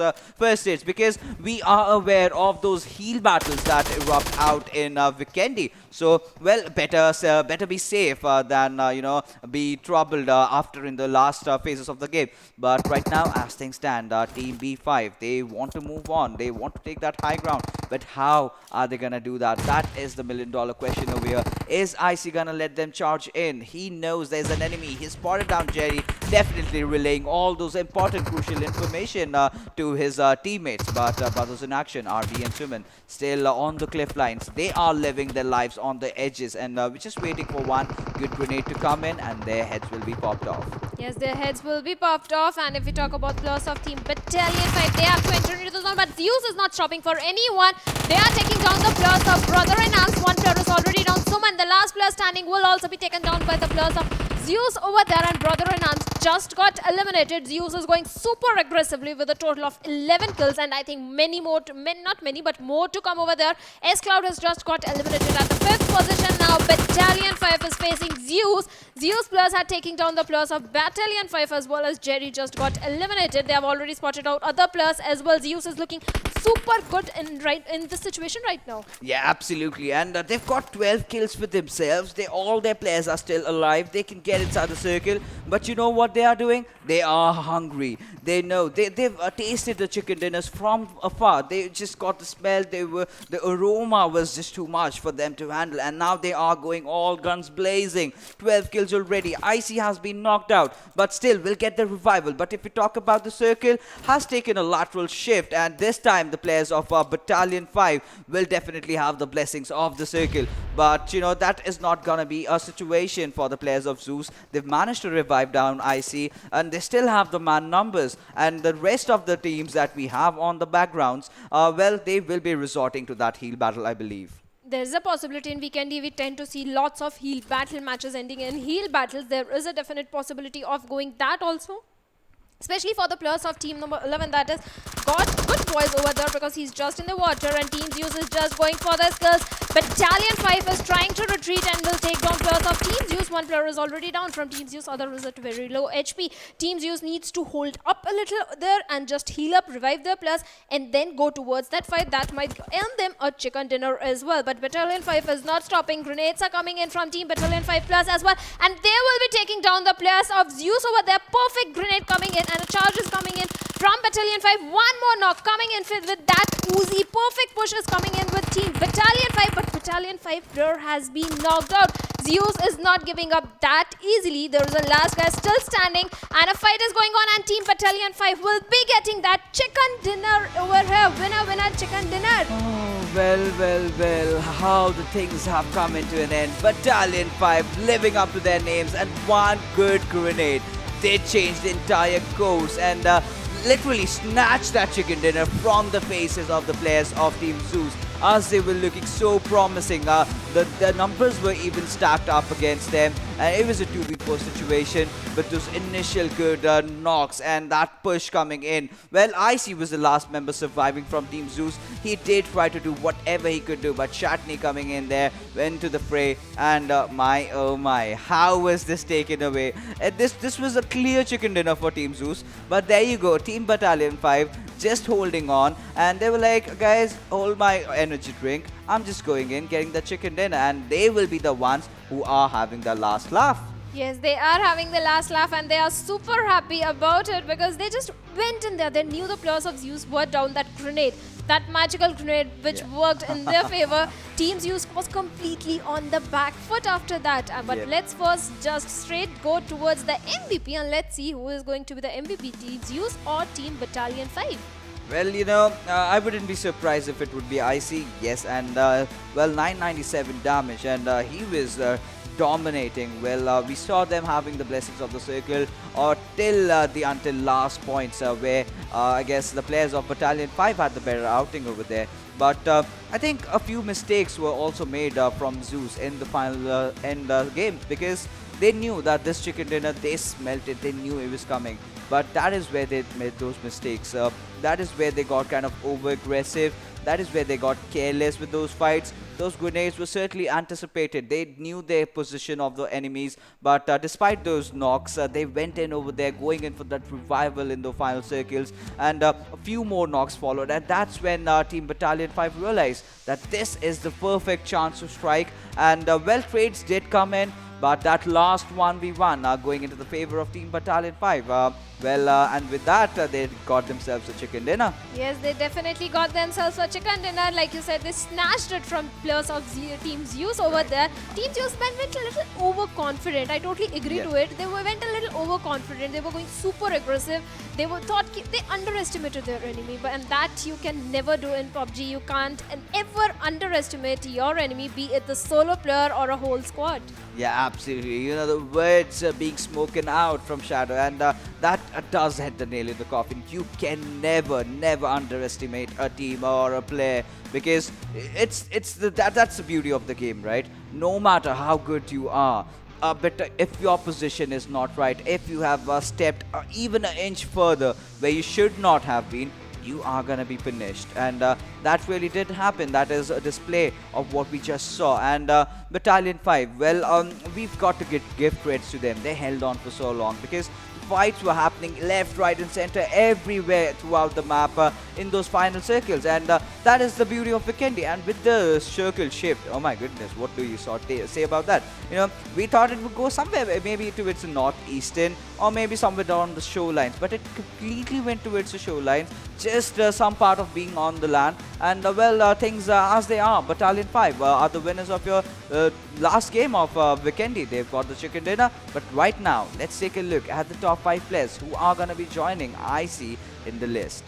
And the top 5 players are definitely, undoubtedly, like IC, who was the MVP with a total of 5 kills, 997 damage, 1 headshot. Following him will be Battalion 5 Chante, well deserved, with a total of 5 kills and a total 610 damage. Yeah, absolutely. And well, following him will be the players of Team Hype over there. Exists, being the name of the slide. I think he's a new addition to the roster. 5 kills for himself, 482, a very good moral booster for this lad. And I hope he does carry on this performance. But Kayla and Roger, both these players, 3 kills to their names, but a good number of damage. And I think it was Chatney in that last fight that clutched it out, and he was phenomenal. Even in those games that we just casted before, he was doing good as well. So Battalion 5, well, a team that was somewhere struggling in the middle order, have finally gotten themselves the chicken dinner. But we are also aware about the fact that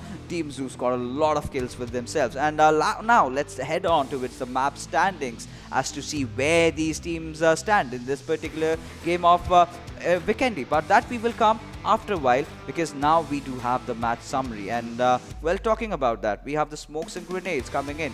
120 being used, total headshots are 5, total knocks and the kill conversion, I'm happy with it. I'm also happy with it. And if we talk about the vehicle kills, there is a 1 vehicle kill as well. Grenade kills, there's just 1 grenade kills. It was not a fragging game, I can see that. But airdrop looted, 3 airdrops looted, despite many of the airdrops were in the water. Still, there are 3 airdrops looted. I'm surprised. Yeah, even I'm surprised as well, because I even saw a airdrop very far off in the waters over there. But you know what really surprised me is that vehicle kill. I should have seen that vehicular manslaughter, because I love that. That's painful. You can call me a sadist, you call me whatever, but you know, we love those moments of actions over there. But you know, the overall the 4 games that we've casted so far today have been very eventful. And first 2 games are being won by 8-bit, and the next 2 were not in their favors. They made a couple of mistakes over there, but that's something that they can live with and come back stronger. But right now, let's not wait any longer and just head away to the map standings of Vikendi, where Battalion 5 did get the chicken dinner, 9 kills. So in the final circles, they really stepped up the accelerator pedal and just went all in. Yes, they just went all in and earned that chicken dinner as well. Another team which went all in was Zeus Esports, who have managed to get 13 kills. They were on a killing spree with a total of 27 points at second position. GooDBoyS also performed really good with a total of 13 points at the third position. Team OG at fourth position with a total of 12 kills, kill points, 6 kill points, and same with Hype as well, 6 kill points. Yeah, absolutely. Team Hype, they've been struggling with the position points, but they've always managed to hold on to those kill points that they have, all averaging around 5 kills per game. So that's pretty good. And this will be reflecting on the overall scorecard that we will get just a while later. But Beer, again being consistent, staying in the first page, getting a couple of kills, that is good. But as we move on to the next page, we see a lot of surprises over there. The winners of last game of Miramar, this time around 5 kills, but they were taken down too early. Courtesy of which they got just 6 points. But Team 8-Bit, they did land off at Wikendi. And from what they've learned so far in this particular map is that next time when you come against Group B, alright, when you face off the players of Group A, I believe, yes. So do not drop off at Wikendi over there, because you have 2 teams. It was Team OG, it was Team Roger. Either change your drop location, and Team 8-Bit is a very versatile squad. A lot of these teams are. So yes, why would you have to risk yourself? So now they were kind of oblivious that they did not know. That is certainly a mistake that they can work on, but overall a very good day from Team 8-Bit as well. But now let's not waste any time and segue into the leaderboards as to see where these teams are standing after the 4 games. And well, the leaders will definitely be Black Team with 71 points. Yes, that is amazing, and 71 points, amazing, but just a 1 point difference. Zeus Esports, last match, the way they performed, they have managed to earn 70 points. They are giving a tough competition to Team Black. At 8-Bit, despite having 2 bad games, they are at the third position with a total of 64 points. There is just a difference of 6 points over here. Absolutely, it's just that matter of one good game, and 8-Bit will find themselves on top. And well, Team Hype, you can see the difference over there, right? Just 20 points. And like I said, one good game can change everything. These are still those initial phases of the Wildcard Region. But as we go further to the next page, we have a few teams that really need to step up. That is Team Paradox, that is Team S-Cloud, Team Exodus for sure. For 100% sure they need to step up, because you know, in 4 games, if you just have 2 kills, you are doing something wrong. And they will be working on that. And maybe you never know, because all these groups are going to go against each other. Maybe today is just a bad day. Tomorrow we might see some new teams popping off. So tomorrow some new teams taking those leaderboard numbers over there for themselves. Anything can happen. But overall, how would you've casted those 2 games? So if you have to summarize, what would you say?